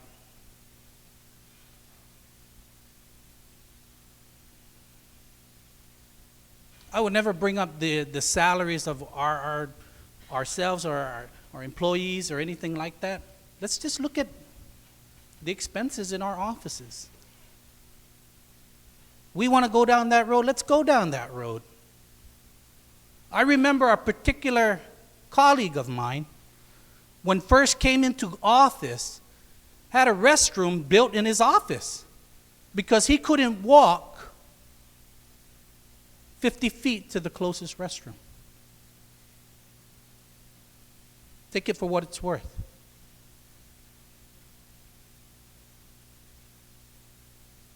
And then this, because you're minority, majority, one side of the house gets $3,000 for rent, the other side gets $2,000.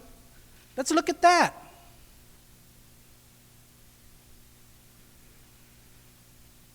We want to start with leadership. Let's start looking at here. Let's look how we spend.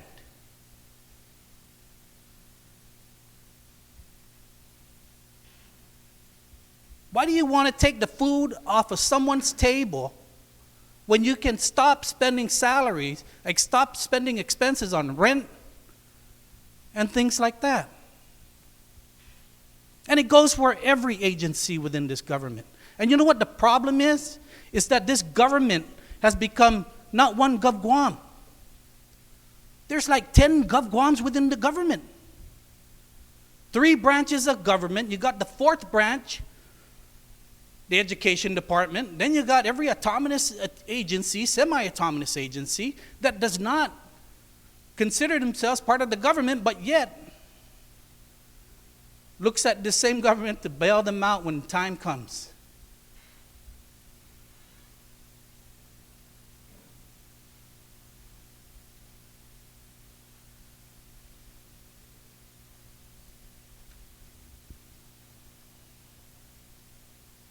You know, we talked about vendor payments.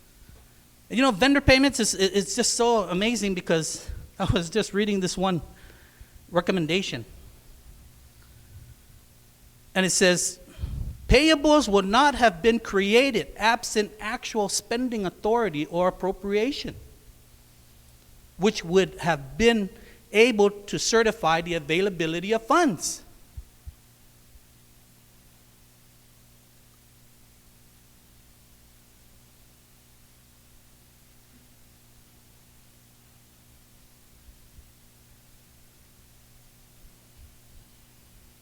Affordability. I just recall this body passed the budget that I'm pretty sure included the pay increases, didn't it? So if that was an issue, it should have been an issue then.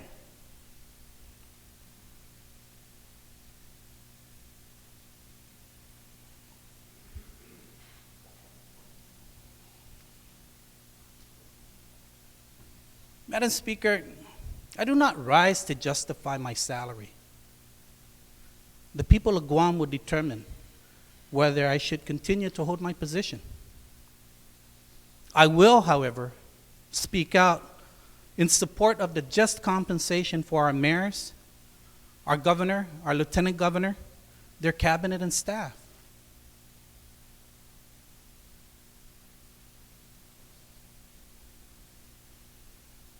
I mean, if we really want to look at where the bleeding is at, let's look at the agencies. Let's look where we can cut spending. You know, I recall a couple of budgets ago that when Speaker Pangilinan and I were sitting in there listening intently during the budget sessions, how every school used to come by to present their budget. And you know what? I would ask them, how much do you spend on your dumpster? And they all looked at me and laughed like, really? You want to know how much we spend on our dumpster? And I said, yes. Because it's like throwing money away. Because nobody looks at these things. We don't do that anymore. We don't go down and find out where is it that we're spending money that shouldn't be spent. So you're right. If there's somebody to blame, it's this body. It's this body to blame. And it doesn't just go for today, it goes back 20 years. Because this body fails to act.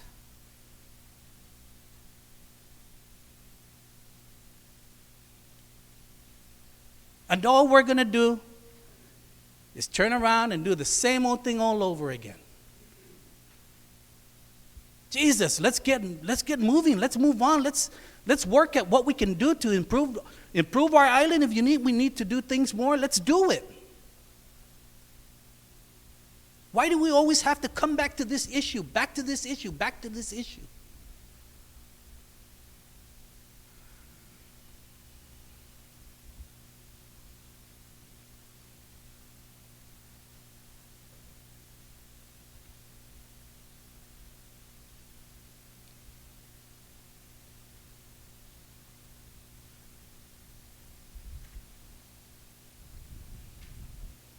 I just hope that at the end of all this, that once this issue, if it's voted up or down, enough. Let's get on with the work of the people.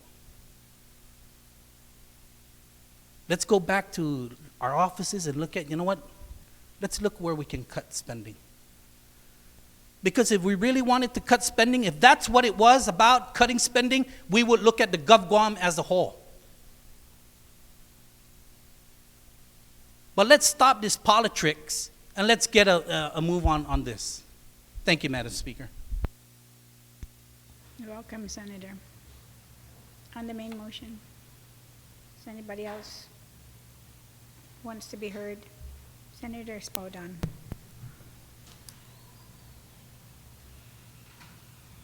Thank you, Madam Speaker. I appreciate the previous speaker's comments because I have to agree in many parts to what he said, right?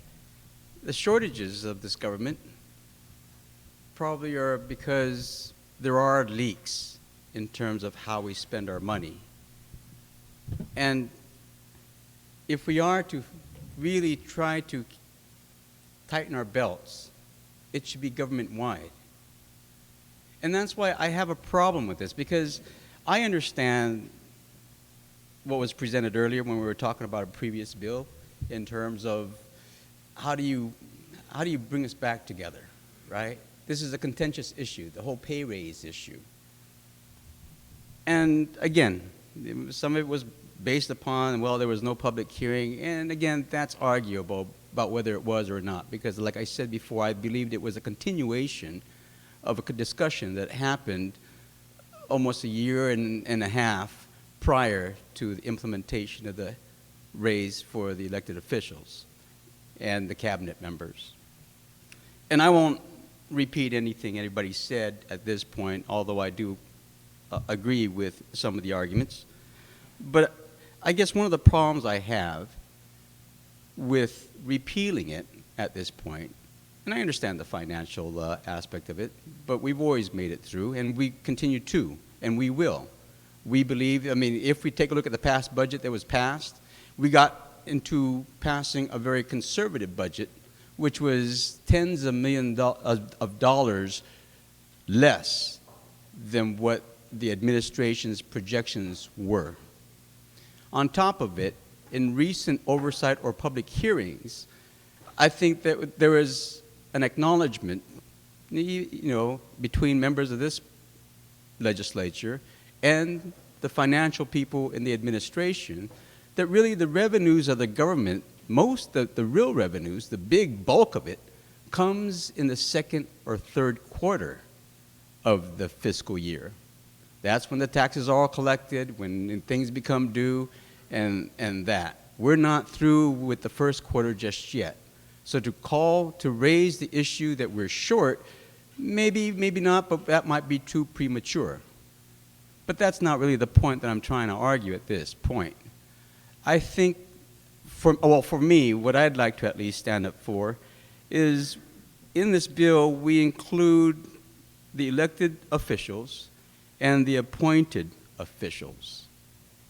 And it's the appointed officials that I would like to address. These are men and women who have been chosen by the executive, our chief executive, to help him manage this government. And a prime example I think that can be thrown out in terms of really we're going to pay them less or we're going to take away any raise they got, even though their men and women in their department have gotten a raise, and then it turns out that the directors or the chiefs of these departments aren't going to. And as a consequence, we've seen even the people who are under them, or at least their employees and their staffers, making more than the leader himself. And in this particular case, what comes to mind right off the bat, we're talking the fire chief, we're talking the police chief. They have some and yet in this bill we're proposing, as a wholesale move, let's go take away their salaries also, in spite of the fact that they have the same responsibilities, if not more responsibilities, than the men and women in which they manage, and the situations that they have to manage. When you start talking about the director of public health, we all know that in this body we have piled one mandate after another on top of the Department of Public Health that gentleman needs to figure out how to balance within his already tight schedule and balancing act of all the responsibilities he has, whether it's the administration of federal funds to be able to put out there, or whether it's just the local mandates like the medicinal marijuana bill to come up with the rules and regulations for that, which, again, is it really within his expertise to do that? Who knows? But we gave it to him anyway. And if you look at past bills, we can count many times in which we put the burden on those directors.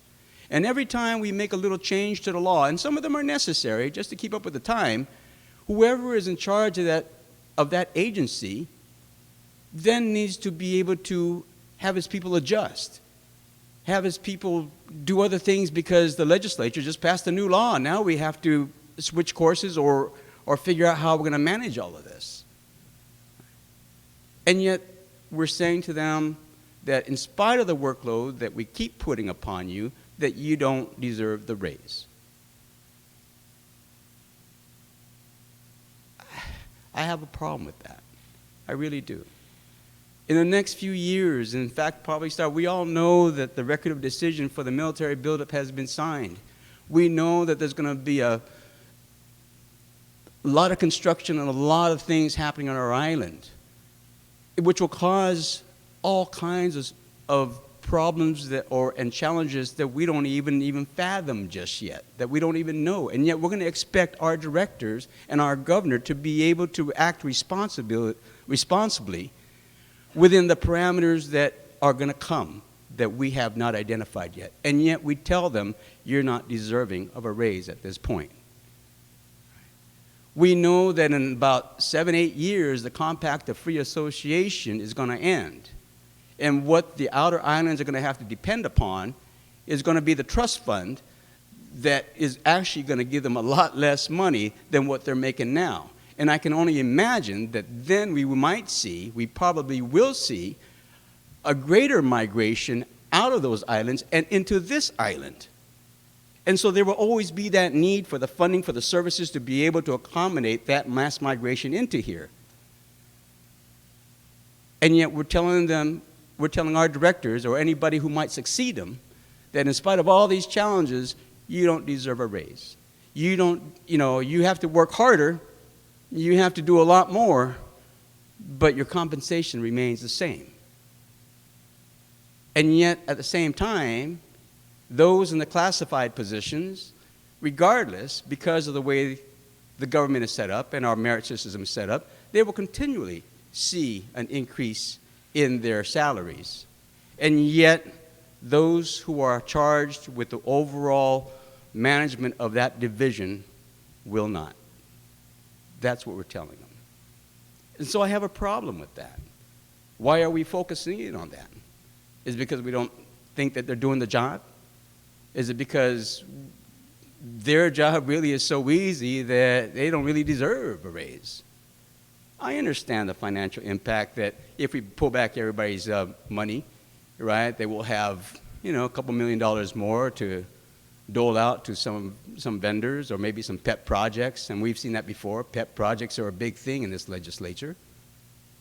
But is that worth really the efforts and the sacrifices that are faced by these men and women who run these departments to be able to manage them well, right? I don't think so. And when we start talking about even the governor and lieutenant governor's pay, if we roll it back, yes, it goes back to $90,000 for the governor. I think it's $85,000 for lieutenant governor. But you know how many positions there are within this government that makes more than the gentlemen or the men and the women, potentially one of these days, the women who are going to run this island, right? They are charged with the overall well-being of everything. In one of our educational institutions, let's just call it DOE, that gentleman has a big task ahead of him. And he's charged with the education of 30-some thousand students. And he's charged also with the management of I don't know how many thousands of employees, as well as the administering of federal funds to help their cause. And I can appreciate that. And he's making more than the governor, even with the governor's raise. And yet the governor is charged with the overall well-being of 170,000 people, right? And counting.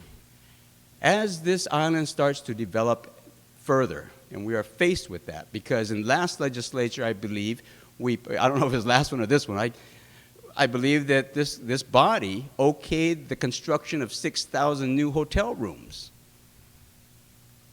Like I said, that added on to the military realignment. That added on to some of the migration issues coming forward, are going to create all kinds of not only revenue, but all kinds of social problems as well. And yet the very man who has the ultimate responsibility, we don't think is worth a salary that is even if we give him the raise, or even if he keeps his raise as it is now, will still be paid less than many others in this government, whether it's an autonomous agency, semi-autonomous, or whether it's the University of Guam or the Department of Education. He will make less than those leaders in those institutions. And yet, if everything starts falling apart in those institutions, the buck stops at the governor. He's the one who's going to have to figure out how do we get ourselves out of this mess. And yet, we're willing to say, but you're not worth that money. I don't get it. For senators, you saw me earlier on a bill that I was trying to bring it back, fine. If we're going to take the rap for passing bad legislation or perhaps moving forward on this whole pay increase, fine. I'm willing to take that pay cut back to what it was. Not to what it wasn't, but at least back to where it was. In this bill, it takes it back to where it wasn't.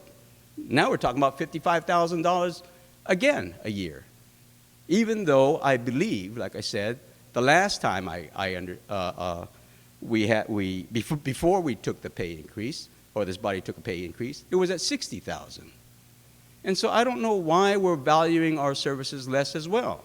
Because even going forward, we as a body are charged with trying to be proactive in terms of policies and legislations that are needed to make sure we address some of the situations that are going to be coming down the road. And we have to be aware of that. That is the purpose of policymakers, not just to address today's issues, but to kind of be visionaries looking forward and saying, how do we preserve certain things, or how do we make it better? One good instance is the culture, right? When you see this mass migration in, whether it be because of the tourism, whether it be and the forces and the businesses that come with it, or whether it be because of the military buildup and all the outside support services and the personnel that come with it, or whether it be by the migration of outer island people to come here looking for opportunities in education and healthcare, it is our charge to be able to look forward and try to anticipate what we need to do at that time. That's not an easy task. But if we're going to value ourselves and what we were making less than what we were making before this pay raise, I don't know, right? Again, is that really what our worth is, and is that really where we're going to go? But again, I'm not here to justify my pay increase. I'm willing to go back down to what it was and maybe even have that mechanism. But that failed miserably in a previous bill, so I don't think I'll make it here, because if it failed before, it probably fail again. No need to go down that road. But I guess in the end, when you start taking a look at the men and women who serve in this government, yes, they were not given the opportunity to increase their salaries, or they will not be given the opportunity if we roll it back, right? Regardless of the task before them, and regardless of how many mandates we put on their table to then implement. And that's not the right thing to do. That isn't. And so, Madam Speaker, on behalf of those men and women, I have to say that I probably cannot support this legislation as it stands right now. I was hoping that in the end, that through all of this, there would probably be some compromise number. Real honestly speaking, and I'm going to be very brutally honest, I think that the jump for a senator's salary from 60 to 85 may have been too drastic. I was hoping that maybe there's a compromise to be reached. I was hoping that maybe even the governor's and lieutenant governor's salary, maybe it shouldn't have been that big of a jump. Maybe there's something a little more that we can live with. But that has never been put on the table, and we haven't even had the discussion on that yet. Right, of whether we can do that or at what amount we want to set. It seems that this bill is now an all or nothing, right? And that's why I have a problem with it, because the livelihoods of the men and women who are serving in the director capacity is an all or nothing proposition to them. They put themselves into the spot. They accepted the responsibility, and yet we still continue to pile on more responsibility and more expectations, and yet expect them to work for less than what some of their peers or one of their subordinates make. And that's not right. So, Madam Speaker, I just wanted to express those feelings. I wanted to say that the mayors themselves, right, and even that, if I may just go ahead and on that one, you know, like I mentioned earlier, I was hoping that there would be some kind of compromise. And even in the mayor's salary, you know, as much as they do and whatnot, if savings were an issue, why does it have to be an all or nothing? Why can't it be something perhaps more palatable? Maybe not the extent they're making now, including the senators and the governor and everybody else, but something more palatable, but still show the appreciation and the expectation that, okay, here we are.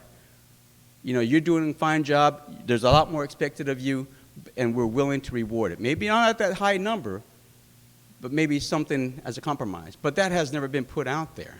And that's what I'm kind of puzzled about, that we've never even considered that or even talked about it, right? And that troubles me, because as the old saying goes, politics is the art of compromise. And maybe this is one of those areas in which the politicians in this body, as well as over in Adelup, could have sat down and reached that compromise. Madam Speaker, this bill is an all or nothing, and I would have to seriously consider whether I can support it. Thank you. welcome, Senator. On the main motion, Mr. Vice Speaker, you recognize. Thank you very much, Madam Speaker. Madam Speaker, this month marks my 40th year in government service. And I've learned quite a bit in just the last year.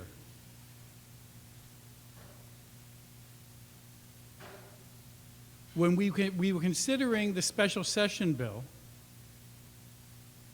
I thought that the Organic Act provision against salary increases would have precluded us from receiving the salary.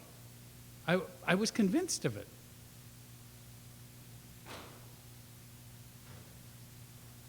Because my reading is there is an and. It says, prohibition against accepting certain appointments and salary increases. For some reason, it's being read prohibition against accepting certain appointments and salary increases together. And the Organic Act provision says no member of the legislature during the term for which he is elected or during the year following the expiration of such term be appointed to any office which has been created or the salary or emoluments for which has been increased during such term. I, in my ignorance, interpreted that to mean that we could not receive the salary increase that we voted on last year during this term. I was shocked when we received the increase.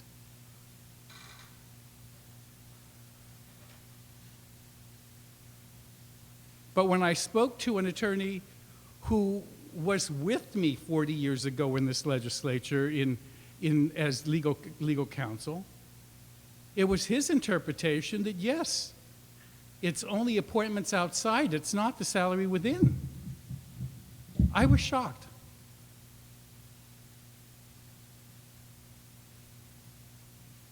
Because he had had more experience as legislative counsel than I did for those two terms in the late 70s. He had been doing it since the early 70s. So I acceded to his interpretation. But I argued with him during the first public hearing about it, after we passed it. And then when there was the issue of there had to be a public hearing, I asked him, I said, when in the 40 years that the two of us have been in government service, have we ever had a public hearing? I mean, suspended the special session and had and waited 5 days to notice a public hearing before a bill was passed. I said, just point one time in the 40 years that the two of us have been around. Couldn't.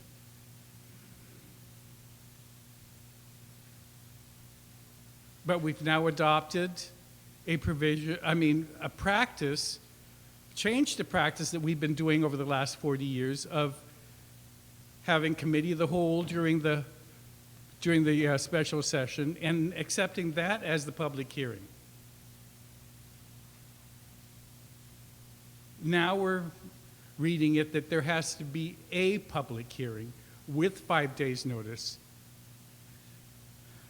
So, I mean, that was new to me, both of those two.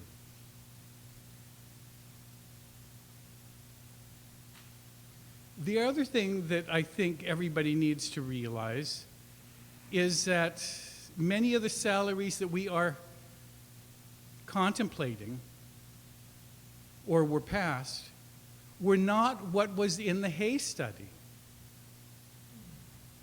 If we were absolutely, with true fidelity, adopted every recommendation in the Hay study, then yes, that would be the midpoint that was spoken about by the last speaker. But it's not.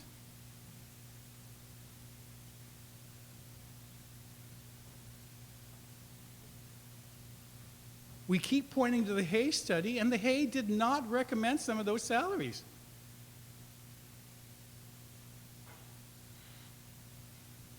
I need not go down the line for each one of them, but just go and look at each one of those and compare it to what we finally ended up with.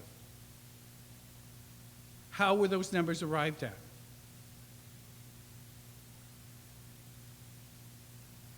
And probably the most correct statement that was made on this floor today was by a previous speaker who said, we created some of these problems. And we did. We created some of these problems by deciding we didn't want to have to deal with certain things. We no longer wanted to have to squeeze or wring the neck of the chicken, so we created a CCU and gave them the responsibility.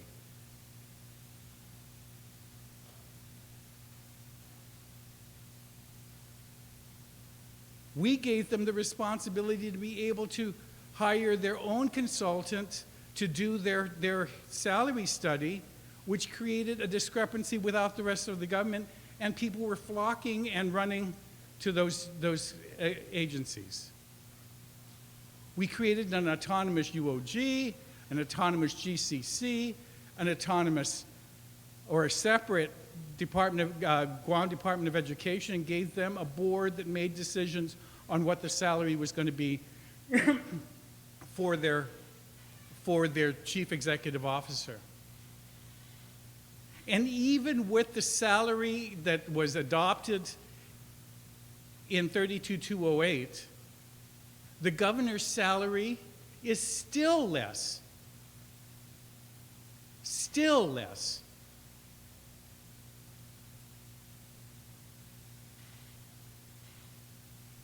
than all those others. We created a department, we authorized the Port Authority of Guam to hire its own, I forget what the name of the group was, Searle or something, to do a study, and they created their own salaries. Their chief executive officer is making more than the governor, even at this new 130.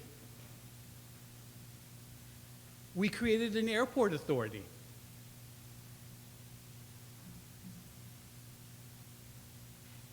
Its chief executive officer is making more than the governor. In fact, in the news today, the former executive director of GITA is moving to the airport as comptroller. And the salary of the comptroller is more than the governor is making.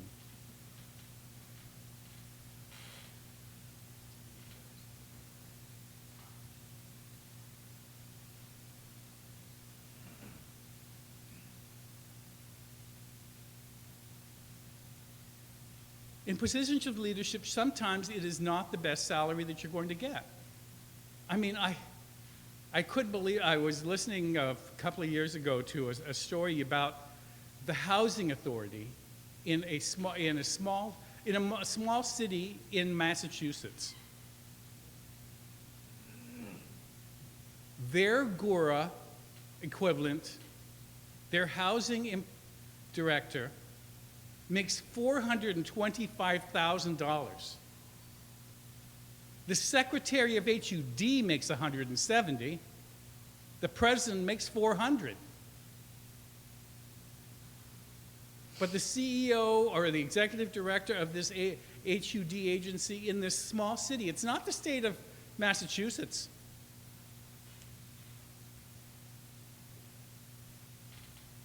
It's some small city. It's not even Boston. It's some suburb of Boston. And their Housing and Urban Renewal Authority executive officer makes almost 3 times the amount that the secretary of HUD makes, who gives the grant to that city and that state.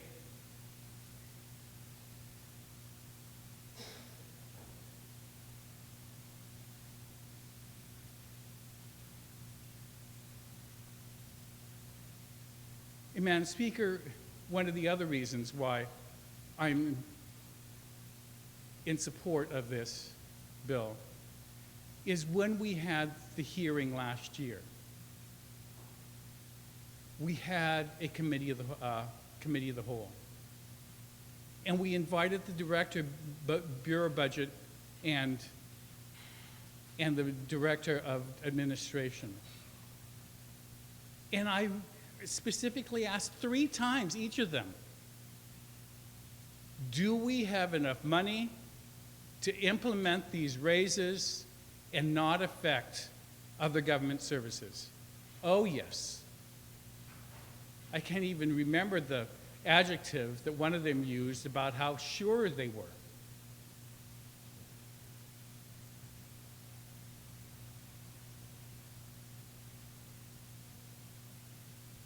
And last November, we had just received an additional $80 or $90 million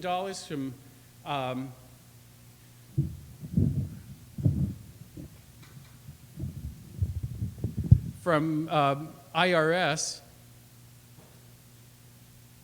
on the from 1977 to 2011.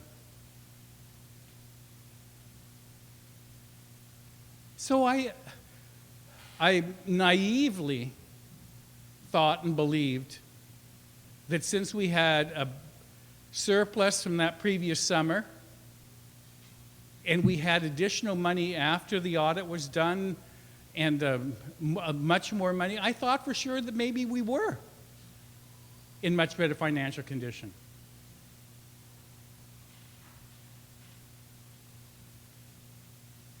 And we obviously aren't.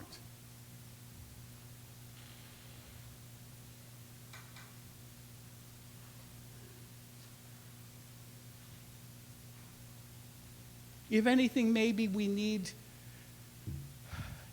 if someone would go through and just compare the Hay study and the salaries that were finally implemented, we would be able to say we cannot claim it and use the holy mantra of the Hay study was the one that decided these salaries. Because it wasn't. If we want to commission a new study, all right, fine. One agency commissioned their own study after we finished. And I imagine that there's probably going to be a bill on the floor to implement their recommendations. We keep doing it to ourselves, as one of the good senators earlier said it. We allow everybody to go out and do their own, and then we wonder why there is this major discrepancy throughout.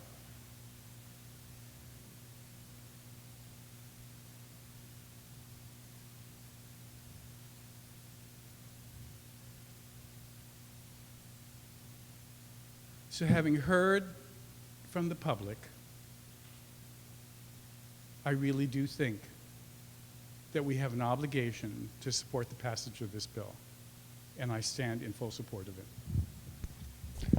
C2 Esposi, Vice Speaker. On the main motion, I think we have Senator Underwood. You're acknowledged to speak on the main motion? No? Okay. Anyone else on the main motion? If not, Senator St. Nicholas, you can close. Thank you, Madam Speaker. And I thank the retiring speaker and everybody who contributed to the dialogue, not just tonight, but in the hearing, through phone calls and messages and all the various different ways that we're able to be reached. Our people in the government and outside of the government have shared a lot of their sentiments with us about this measure. Bill 204, Madam Speaker, affects all of the elected and appointed leadership of this island. Those who took on the mantle of becoming public servants, whether by seeking the vote of the people they serve,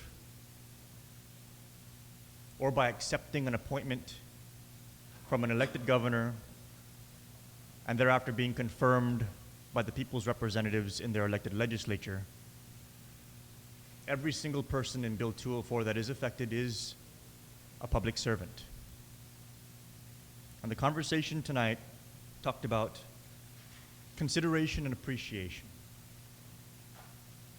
And being a public servant myself, it's always nice to be appreciated. It's always nice to be praised and acknowledged. And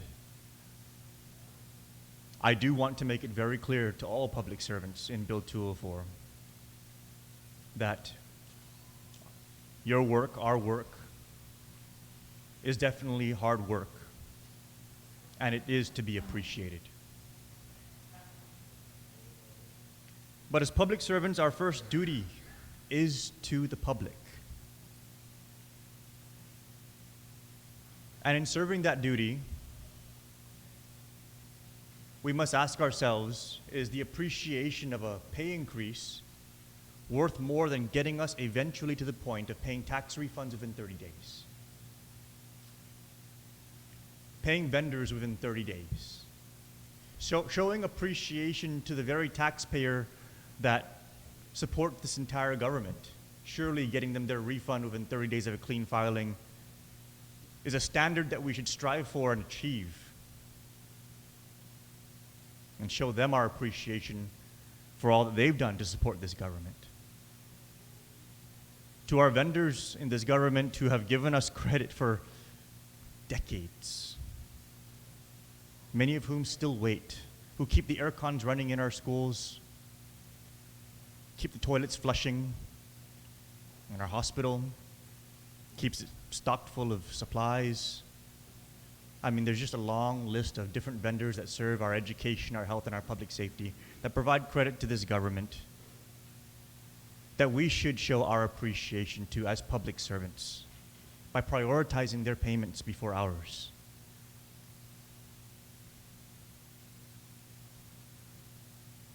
As leaders elected and appointed, we have a duty to show appreciation to our rank and file employees, many of whom, Madam Speaker, received raises that are pennies on the dollar compared to that of their leaders.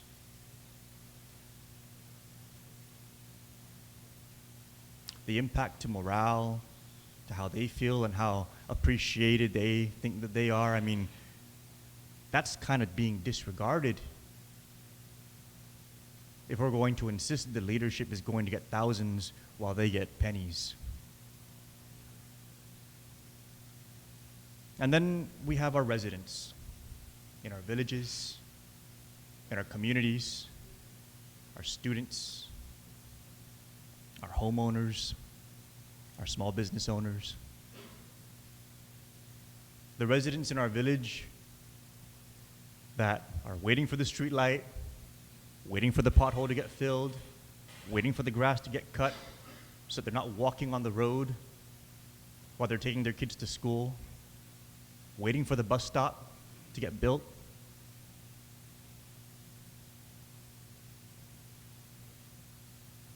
Surely they deserve the appreciation of this government. And that, Madam Speaker, is the question before us here tonight with Bill 204. And that is what's going to be decided with how we vote on this measure. Who do we appreciate as public servants?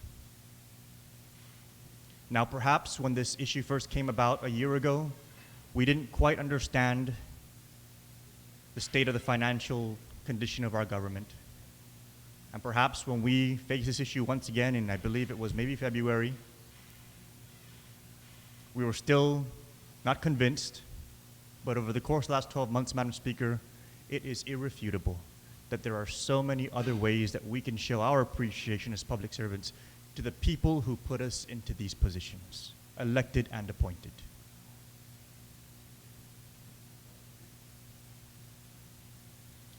So let everything that has gone before rest in the past, and let us tonight, knowing full well what we know, and understanding what we've been made to understand.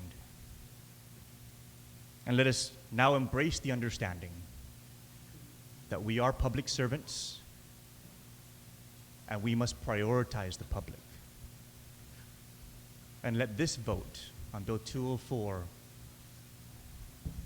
be the final testament of the elected officials of this body as to where our appreciation lies. Thank you, Madam Speaker. Welcome, Senator. So the motion in to place Bill 204 to the third reading file without any objections, or we're going to take a minute recess.